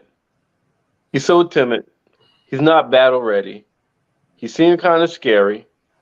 He can't fight, and she kept stressing that um, he should he should take you in. He will honor he will take honor in hosting you and blah blah blah. She made it sound like it was gonna be just a piece of cake where he was going, and it was gonna be a little more difficult where his older brother was going. but check this out, though, Merv. I think it's safe to say that it would have been, but she had no way of knowing that Aemon was gonna be there, because the dude even said when Aemon was trying to fight him when they was in the castle, he was pretty much saying, "Hey, he's a messenger. Don't fuck with him." You remember that part? Yeah, he said, "Take him to a dragon and leave him be." Exactly. Yeah. And to your point, during that time, that was something that was respected. Like even if a full blown war going on, if you send a fucking messenger, that messenger is understood as far as law of war and all that stuff, that messenger isn't to be fucked with at all. Right. He's immunity. Yeah, he has immunity until he returns. Yeah. Blake should say, why did Damon choke Rhaenyra up after she told him what her dad said? You got an opinion of that? I'm kind of forgetting that part. I remember when he choked up, but I forgot what she was saying. She was basically speaking. She sounded just like her fucking dad. Oh, okay. I know what you're talking about. Like she was basically, if you close your eyes, you would think Viserys was goddamn talking, and that's when Damon was like, because she was talking about that dream about uniting the realm against the cold darkness. I got a theory. I got a dual theory. Maybe he didn't like the fact that she was sounding just like her dad. And the second reason is, I think she was talking about the song of the story of Fire and Ice, or something like that. Yeah. I honestly think the realm against the cold and darkness. The number one reason I think that Damon was probably choked her, because I think he kind of felt like, well, I was his heir before you, so I should have been privy to that information. How do you know this shit and he never tell me that shit? That's just something I'm spitballing at. I don't know. I think that at that moment that his brother always kind of like talked down on him in a way, and talked to him in that kind of like the philosophical kind of shit, and he really didn't like that shit. And I think it was almost like, yeah, your brother going. I ain't trying to hear that shit though. Right, and let me remind you, that was almost like a reminder of, listen, your dad I'm still not to be, and I'm not the one. Like, let me remind you, I understand where you are, but not with me. Don't do that shit with me. I think that's where that came from. Well, Merv, it's to your point. I think that Damon is actually trying to mold her into a queen, because you remember when there was a voiceover when Damon was trying to explain to her what it is to rule, because she was it sounded like she was going to be like soft like her father, And Damon said, in order for you to rule, like she was saying something about like, my people I won't rule by fear or blah blah blah blah blah. And he was like, in order for you to rule them, they must fear you or something like that. So Yeah, that was I last think, episode. yeah, I kind of think Merv that in a way he's kind of like choking her, like, hey, look, your father's way didn't work. That's why we're in this position right now. That's why the Greens took taking your throne and all that shit. You need to get all that father shit out your head, your father shit out your head. We need to do this my way. This is the proper way to play this fucking game, and it deals with killing motherfuckers to take what's yours. He also said, queens and kings crush rebellions by force. You know what I'm saying? We don't play peace treaty. You know what I'm saying? If you're royalty, you're going king and queen. You need to crush rebellion. He's right about that. And the funny thing is, they talk about the patriarch a lot on the Game of on the House of the Dragon podcast. And it's funny how Merv, look at this. You got the two women. You got Alicent and you got Rhaenyra. They want peace. They want to try to do this shit. Rhaenyra want to rule, but she's trying to do this shit as peaceful as possible. Alicent want Aegon on the throne, but she's trying to do it without having to kill Rhaenyra and the whole family. The two guys, Otto and Daemon, know that the shit don't work like that. That's not how the shit. It would be great if motherfuckers could come together and say Kumbaya. Alicent swear allegiance to Rhaenyra, or Rhaenyra allegiance to Aegon.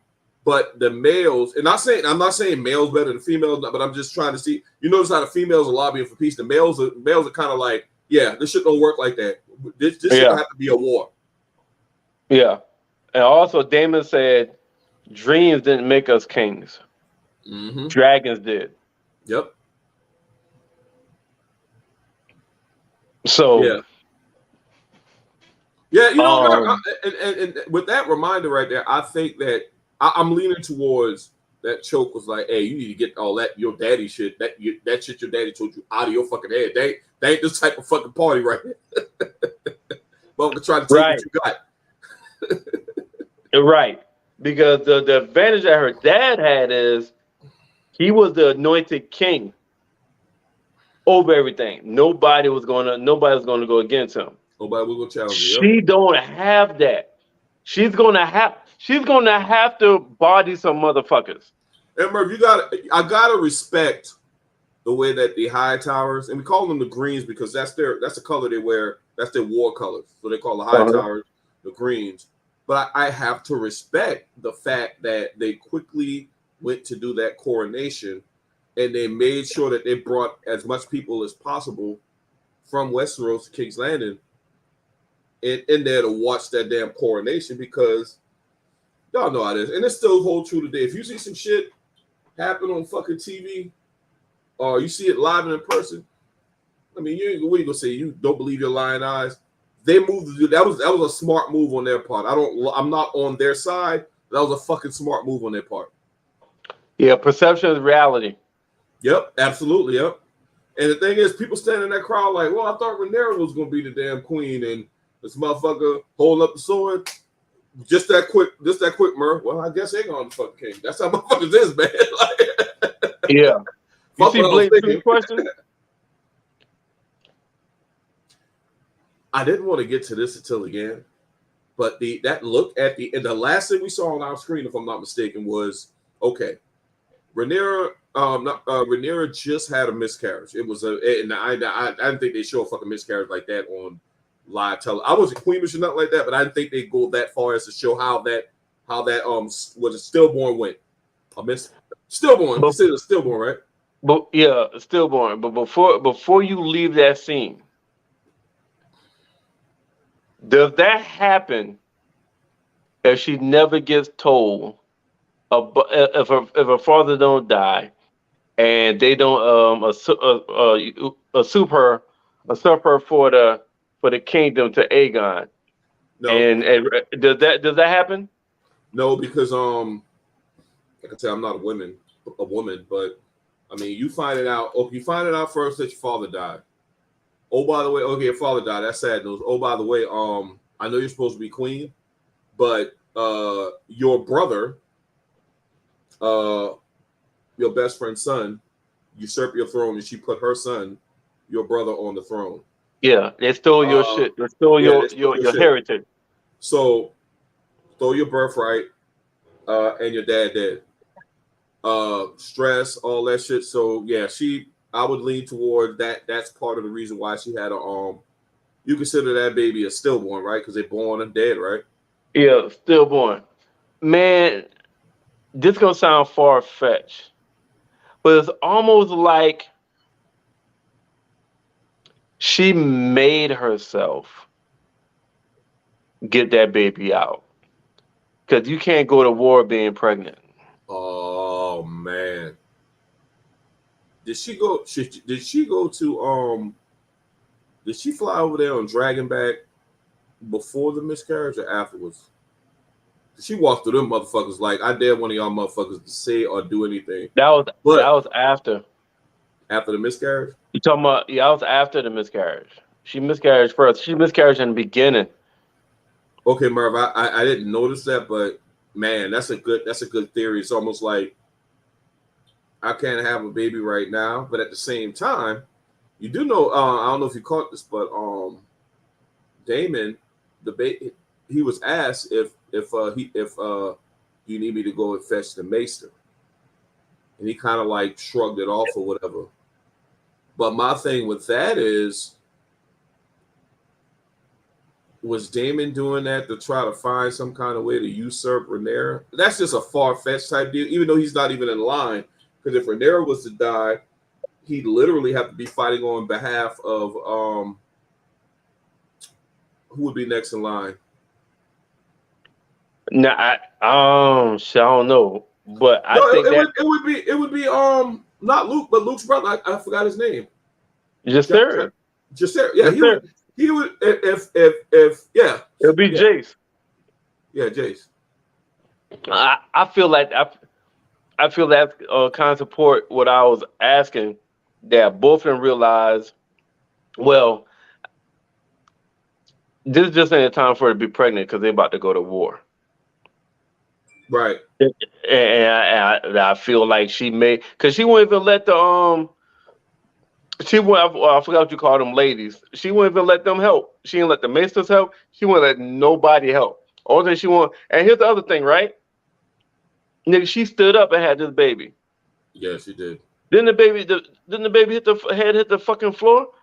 It's like she owned her. It's like she just wanted the baby out of her so she could goddamn go to war.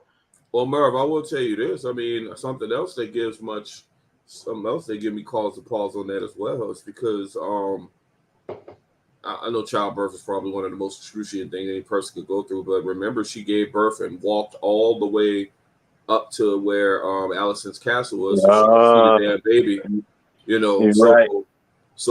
I think that gives some credence to what you're saying. As far as she probably thinking, yeah, shit just got real. I mean, I can always have another kid. I'm not saying that just what she's saying, but she's probably thinking, like you said, I can't be fucking pregnant right now. Shit is going on. Motherfucker done took my throne. My pop's dead. I can't be fucking pregnant right now. And they had told her, I think one of her handmaids, or whatever the fuck you told her, one of the maids said, you're nowhere near being the term. And she was like, this shit is fucking happening. Just so y'all know. Right. That's what she said. Yeah. Right.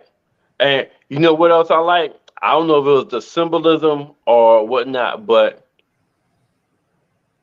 I think it was episode 2 or 3. But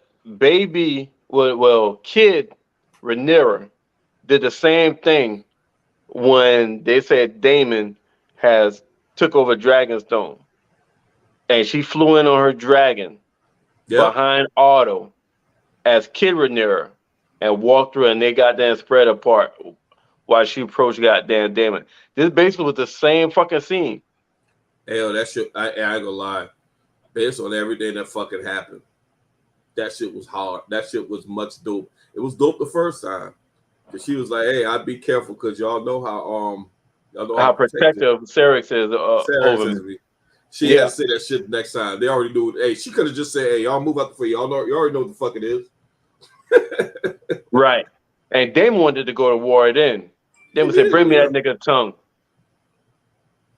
So back to, let's fast forward back toward the end. Before we go into the end, what's the youngest one named Luke? It was Luke, right? It's Jaceres, then Luke. Luke is young. So when Luke landed and saw that big ass dragon, he knew Amon was there.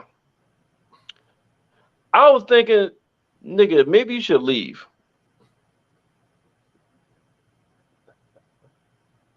No? But hey, Murray, but check, you gotta look at I look at it from his you're right. You're absolutely right. But I look at it from this perspective. Like, this is the first time he's a kid. This is the first time they ever let him do something. Because they like once you get 14 or once you get to your preteens back in them days, they're like, oh, you're almost a full grown man. I don't know if you notice that shit, Merv. Like when you get 14, you're like, damn, you almost a man full grown. I'm thinking, nigga, what? Yeah. Like, what the fuck? Yeah. Anyway, 14 back then was 21 to us.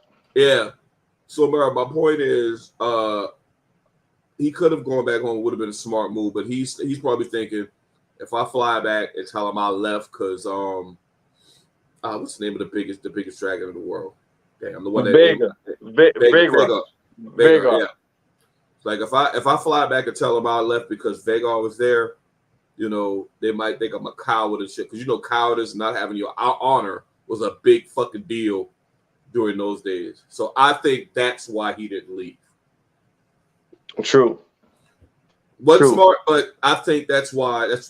Those are some of the reasons why he didn't leave. Yeah. Obviously, Amon is still holding on to that grudge, which I can't blame him. You think? Nigga, you took an eye from me.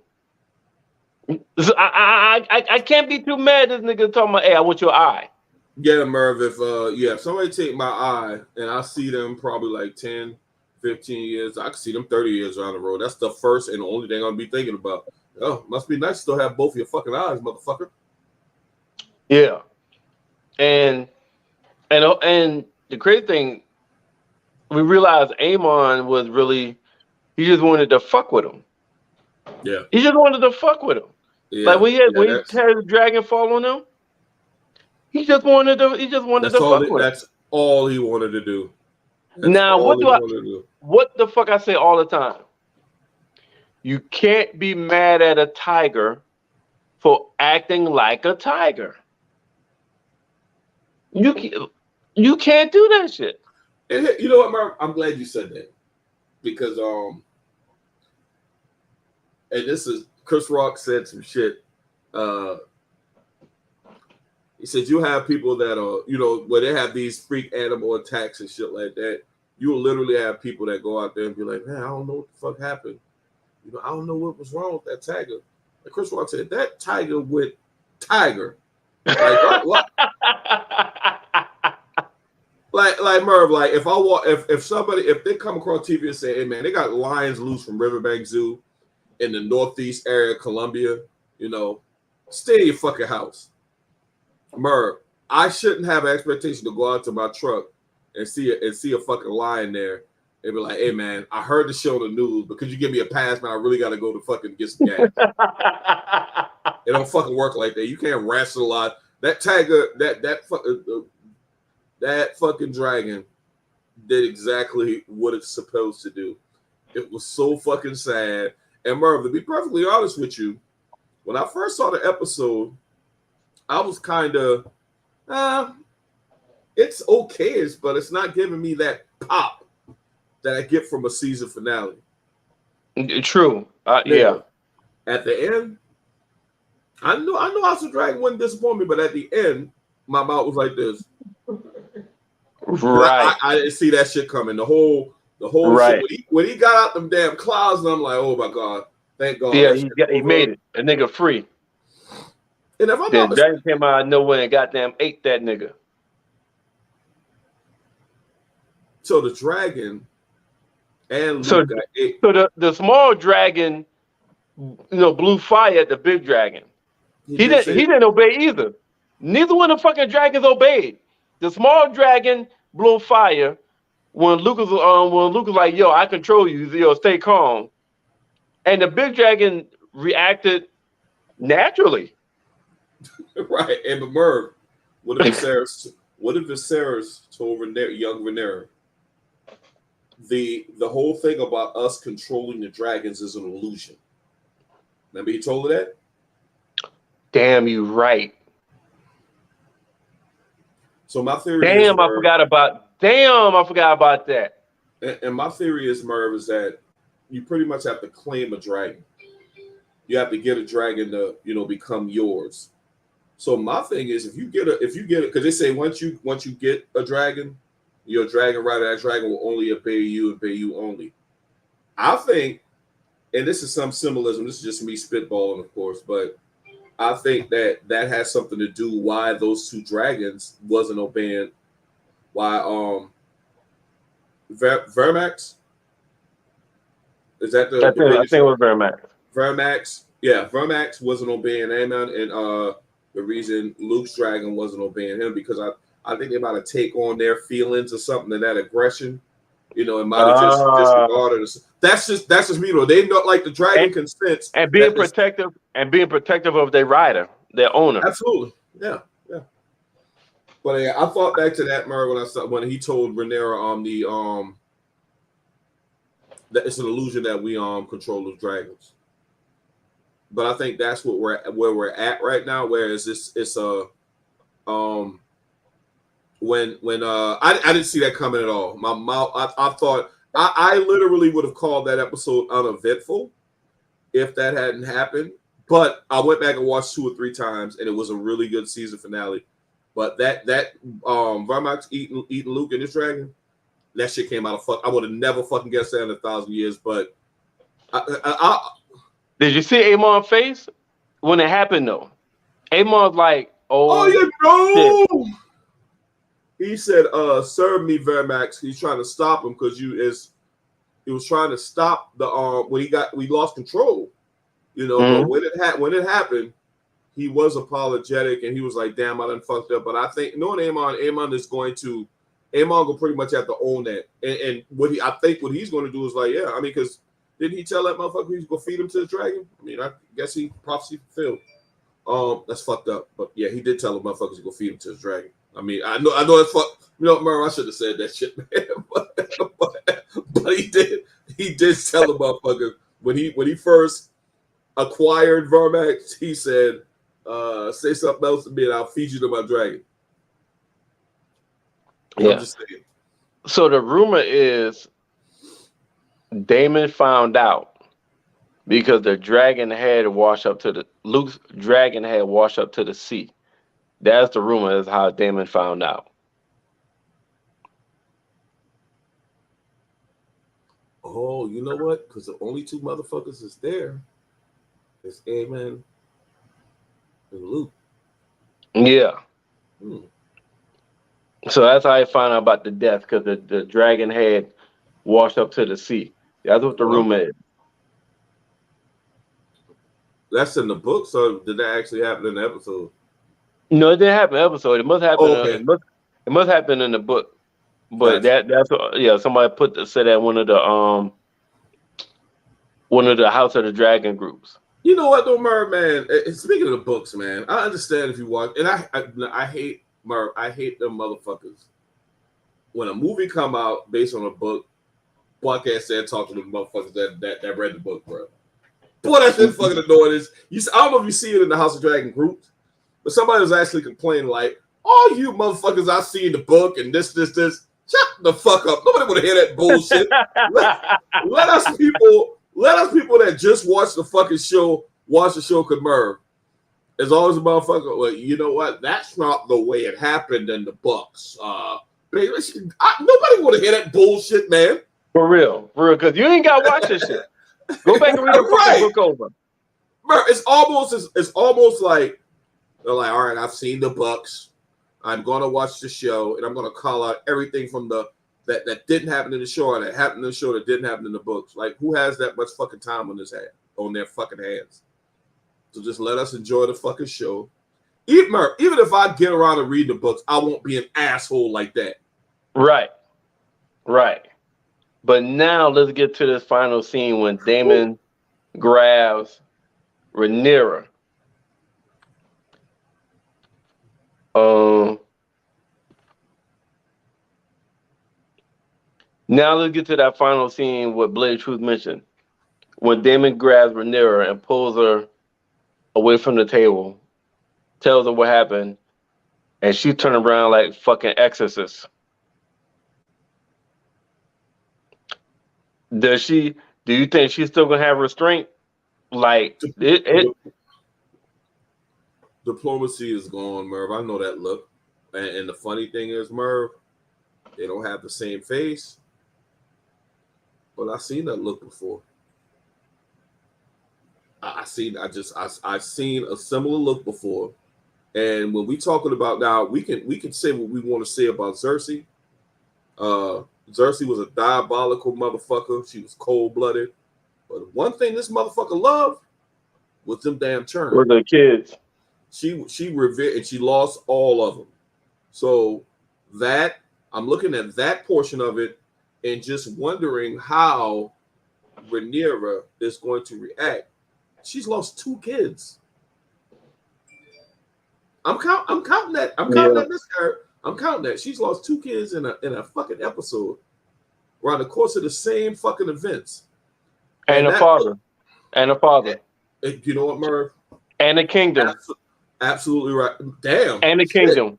She lost 2 kids, a father, and a kingdom in the finale.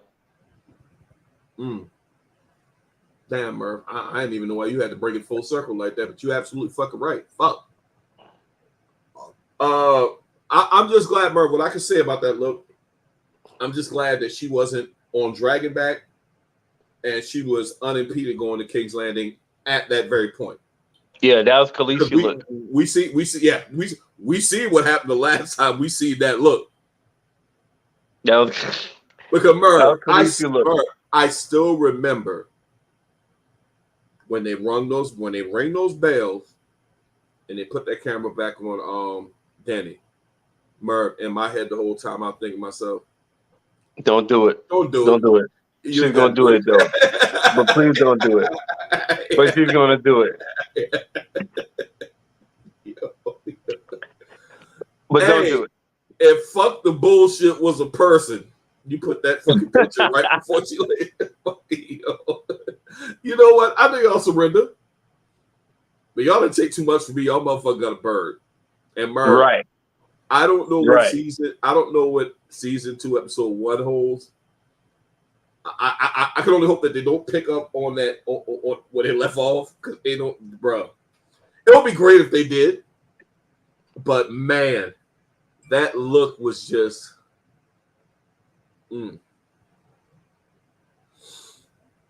Now I wonder if they're going to find out or if they know what happened behind that. There's no way of them knowing that, right?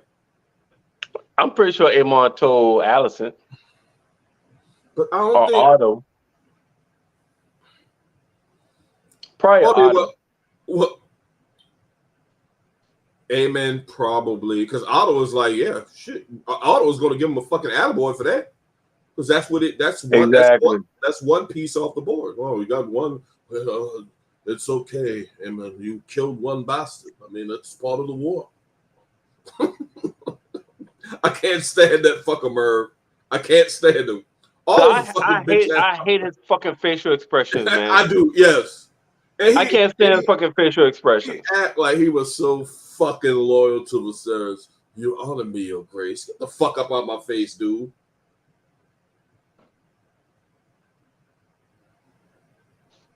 But that look, Merv. I think her and Damon is going to magically be on the same page now because Damon is with the shits. Yeah, but the irony in it all is it wasn't Damon Kid. They kind of lucky it wasn't. They kind of fucking lucky it wasn't. But I still think he's gonna he's still gonna be in beast mode and ready. Oh, absolutely. We gotta realize the clear advantage lies with Queen Rhaenyra. Because let's look at the tail of the tape. House Velaryon has claimed right now. We would say House Velaryon is claimed for Rhaenyra, right? Yeah. The sea snake is for Rhaenyra. And he's always had the biggest fleet in the Seven Kingdoms, and he's acquired And he got more. And he got land. more now. He's acquired more land. Daemon has already said, "Hey, we have more dragons than they do." Mm-hmm. Daemon is quote unquote. Let's not forget, King of the Narrow Sea.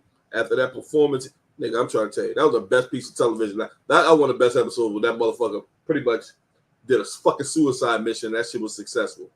He get mad respect, mad props for that. So that's combat experience. Let's make no mistake of fucking about it. Mm-hmm. Let me see what else to their credit. I mean, I don't even need no more. Okay, so let's go. Let's remember, Rhaenyra said none of their dragons have ever been to battle. Oh, okay. That's the one downfall. And you know what though? And you know what as well? They have the advantage of being combat minded. Let's go back to young Rhaenyra. When Rhaenyra was picking somebody to be on the Kingsguard, she told the head of the Kingsguard, say, matter of fact, Otto was trying to influence that shit too. And she said, hold on now, shit the motherfucker guarding my damn father. Yeah, been in battle before. Combat experience. And that's where Sir Christian bitch ass came into play. With the motherfucker, let's go back to him. I thought I was gonna like that nigga too. I really thought I was gonna like that motherfucker, man. Me too. He killed that old man for no fucking reason. Shout out to the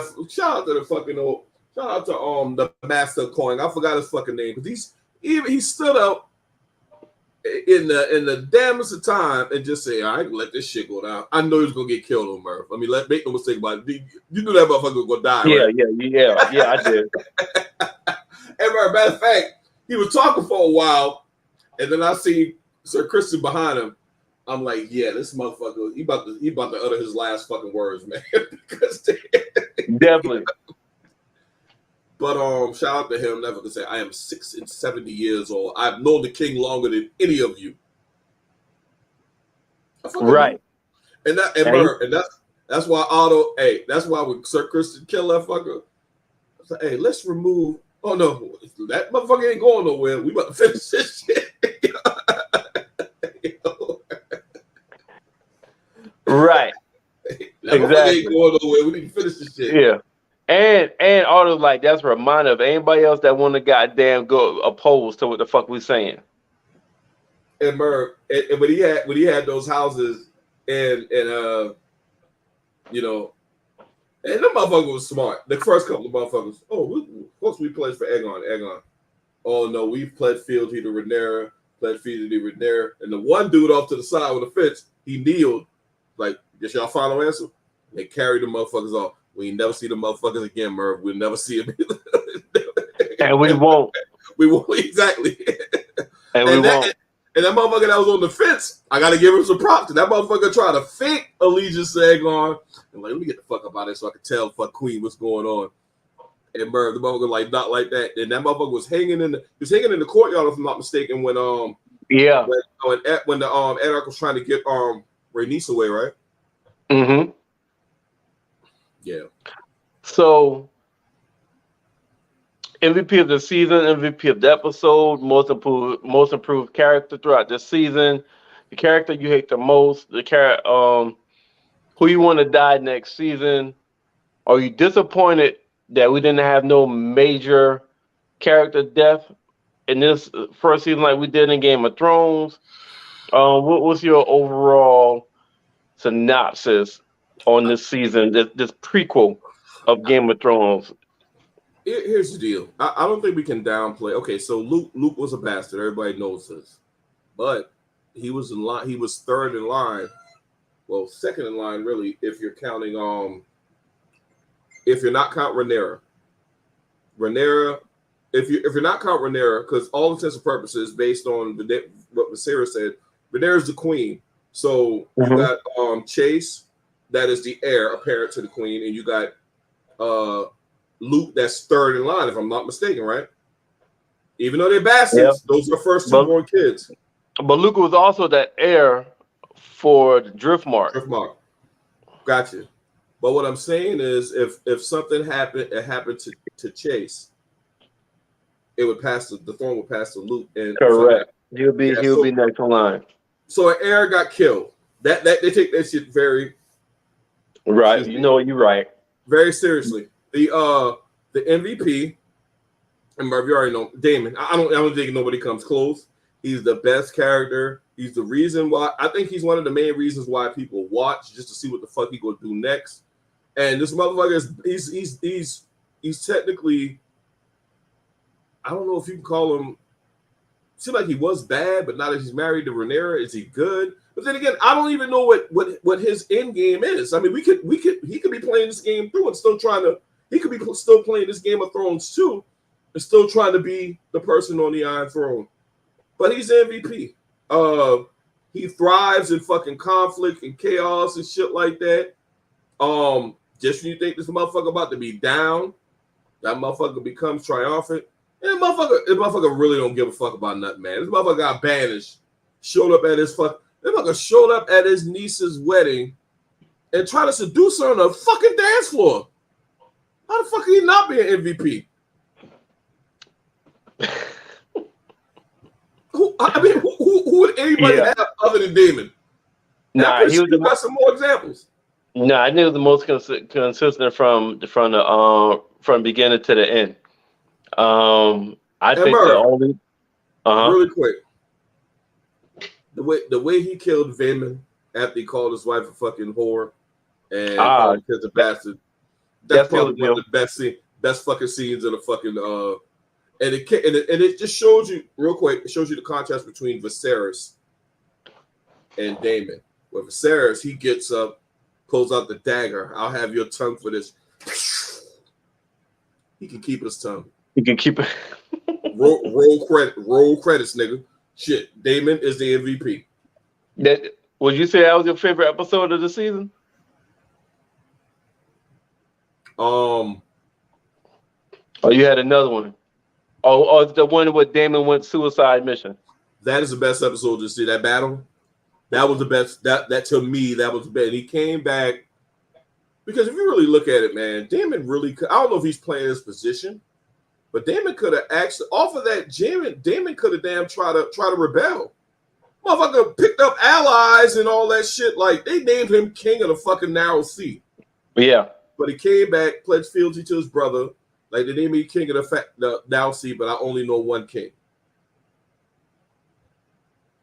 I just thought I think he's the most unpredictable character, so that what makes him so interesting. Because I'm to the point now where I don't know what's real with Daemon, or if he's still playing the game and trying to be the king. Because he originally was the heir when the series started. And to be perfectly honest with you, I think he would be perfect as king, even though I think Rhaenyra would be just as good as him. Yeah, I think he's okay now because with Rhaenyra as queen, in actuality, that nigga will still be the king. That consort, but yeah. I mean, nobody can say nothing to him.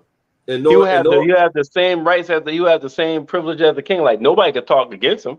Yeah, and Merv, check this out. I would, dude. It'd be even damn greater if Rhaenyra would just say, if she was to take the Iron Throne and say, "Oh, check this out. I'm the queen. Damn my husband, but he's also my fucking hand." And what? Now, I don't know if you can do both, but you're the queen. You can do whatever the fuck it is you want. You're right. No, you're right. I think it was I think the last two episodes for season 2. My favorite episode was the one where Daemon took that nigga head. Because I felt like that was my favorite episode. That was also the first episode I watched. I think that's the only episode I've seen out of every episode that I felt like I was looking at Game of Thrones. That's the only episode I watched. I feel like, damn, is this Game of Thrones? And I they feel changed the characters. So that's why it wasn't the most action packed episode, but just the chess moves and the unexpected shit that came in that episode, just like Game of Thrones is like, I fuck with that shit. Like large shit I didn't see coming in that fucking episode. But yeah, I'm looking forward to season 2. I hope they don't make us wait to 2024. I hope that shit come back all 2023. But you know, they gotta film this shit overseas in certain areas and certain weather conditions and shit like that. yeah.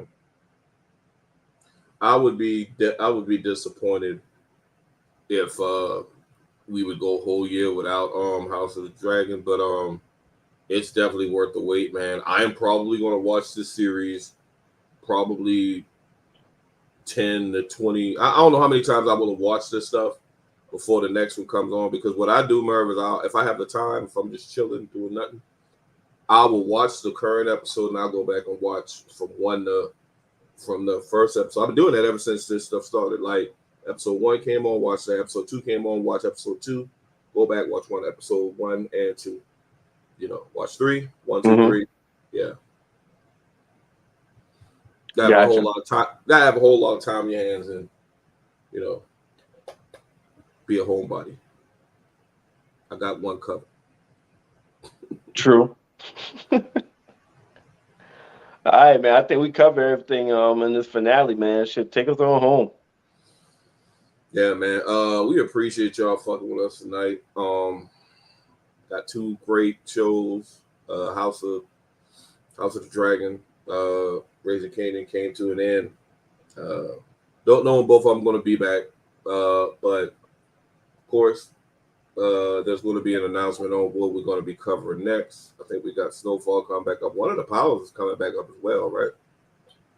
I heard that, but I'm not sure which one or BMF. Be that as it may, we're going to be doing something on Tuesdays. I mean, we'll be right back at you with something. You know, yeah. We've done movie reviews, we've done a whole bunch of stuff, but yeah, we coming back with something. All I can say is that we still got the we got BMF coming up in January.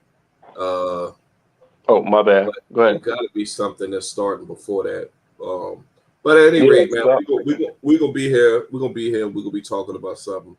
But before we get up out of here, just shout outs. While Blake Truth looking, because let's see, we've covered Bel Air. I don't know when that's coming back. You got Bel Air, Snowfall, Power Book 2, or BMF. You got Power Book 4 too. When is Force coming back? Power Book 4. So I'm thinking I would hope one of those is starting soon. Maybe a new TV show pop up that we could goddamn start fucking with. Same way, how P Valley just came out of nowhere. He started rocking with that shit. So hey, if it's something that comes that you think is good, send it to us. Let's check it out, and then we'll decide whether it's worth reviewing. Right. So yeah, shout out to everybody that's fucking with us in the comments tonight. All the regulars, man. Y'all know who y'all are. Blatant Truth, you always here. We appreciate the love. We really, really do. If nobody else could be here, you're gonna be here for both right. shows. And we appreciate you fucking with us like that. Got Sharika, always. Sharika been holding me and Merv down since fucking middle school out this bitch. So I mean, she ain't going nowhere. Right.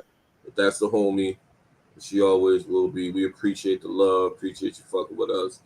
Shout out to everybody out there. Everybody out there on Facebook Live. Shout out to everybody that had to switch over to YouTube and everybody on YouTube Live. Shout out to our listeners out there on 1 Mile High Radio, Zingo TV, Channel 199, Blackjack, Bobby Blackjack, come through out this motherfucker. Strem, for those of y'all that's fucking with us on Strem. And shout out to the squad. Sean, Mark, Tina B. Tina B was in the comments. Shout out to Tina B. Shout out to Becca. Shout out to Nick. Shout out to Taison as well. Merv, what you got? Shit. I mean, you cover everything, man. We'll let And the title, when y'all see the next title, that'll let y'all know what the fuck are we reviewing next time. Obviously. Hey, and before we get the fuck up out of, you already know what it is. The Wednesday show tomorrow, 8:00. Merv, Yep, the Becca, Wednesday Mark, show. Merv, Becca, Mark. I might hop on that motherfucker. You never know. Shit. But I think we can get the fuck up out of it, man. Yeah, man. Peace, motherfucker. Peace.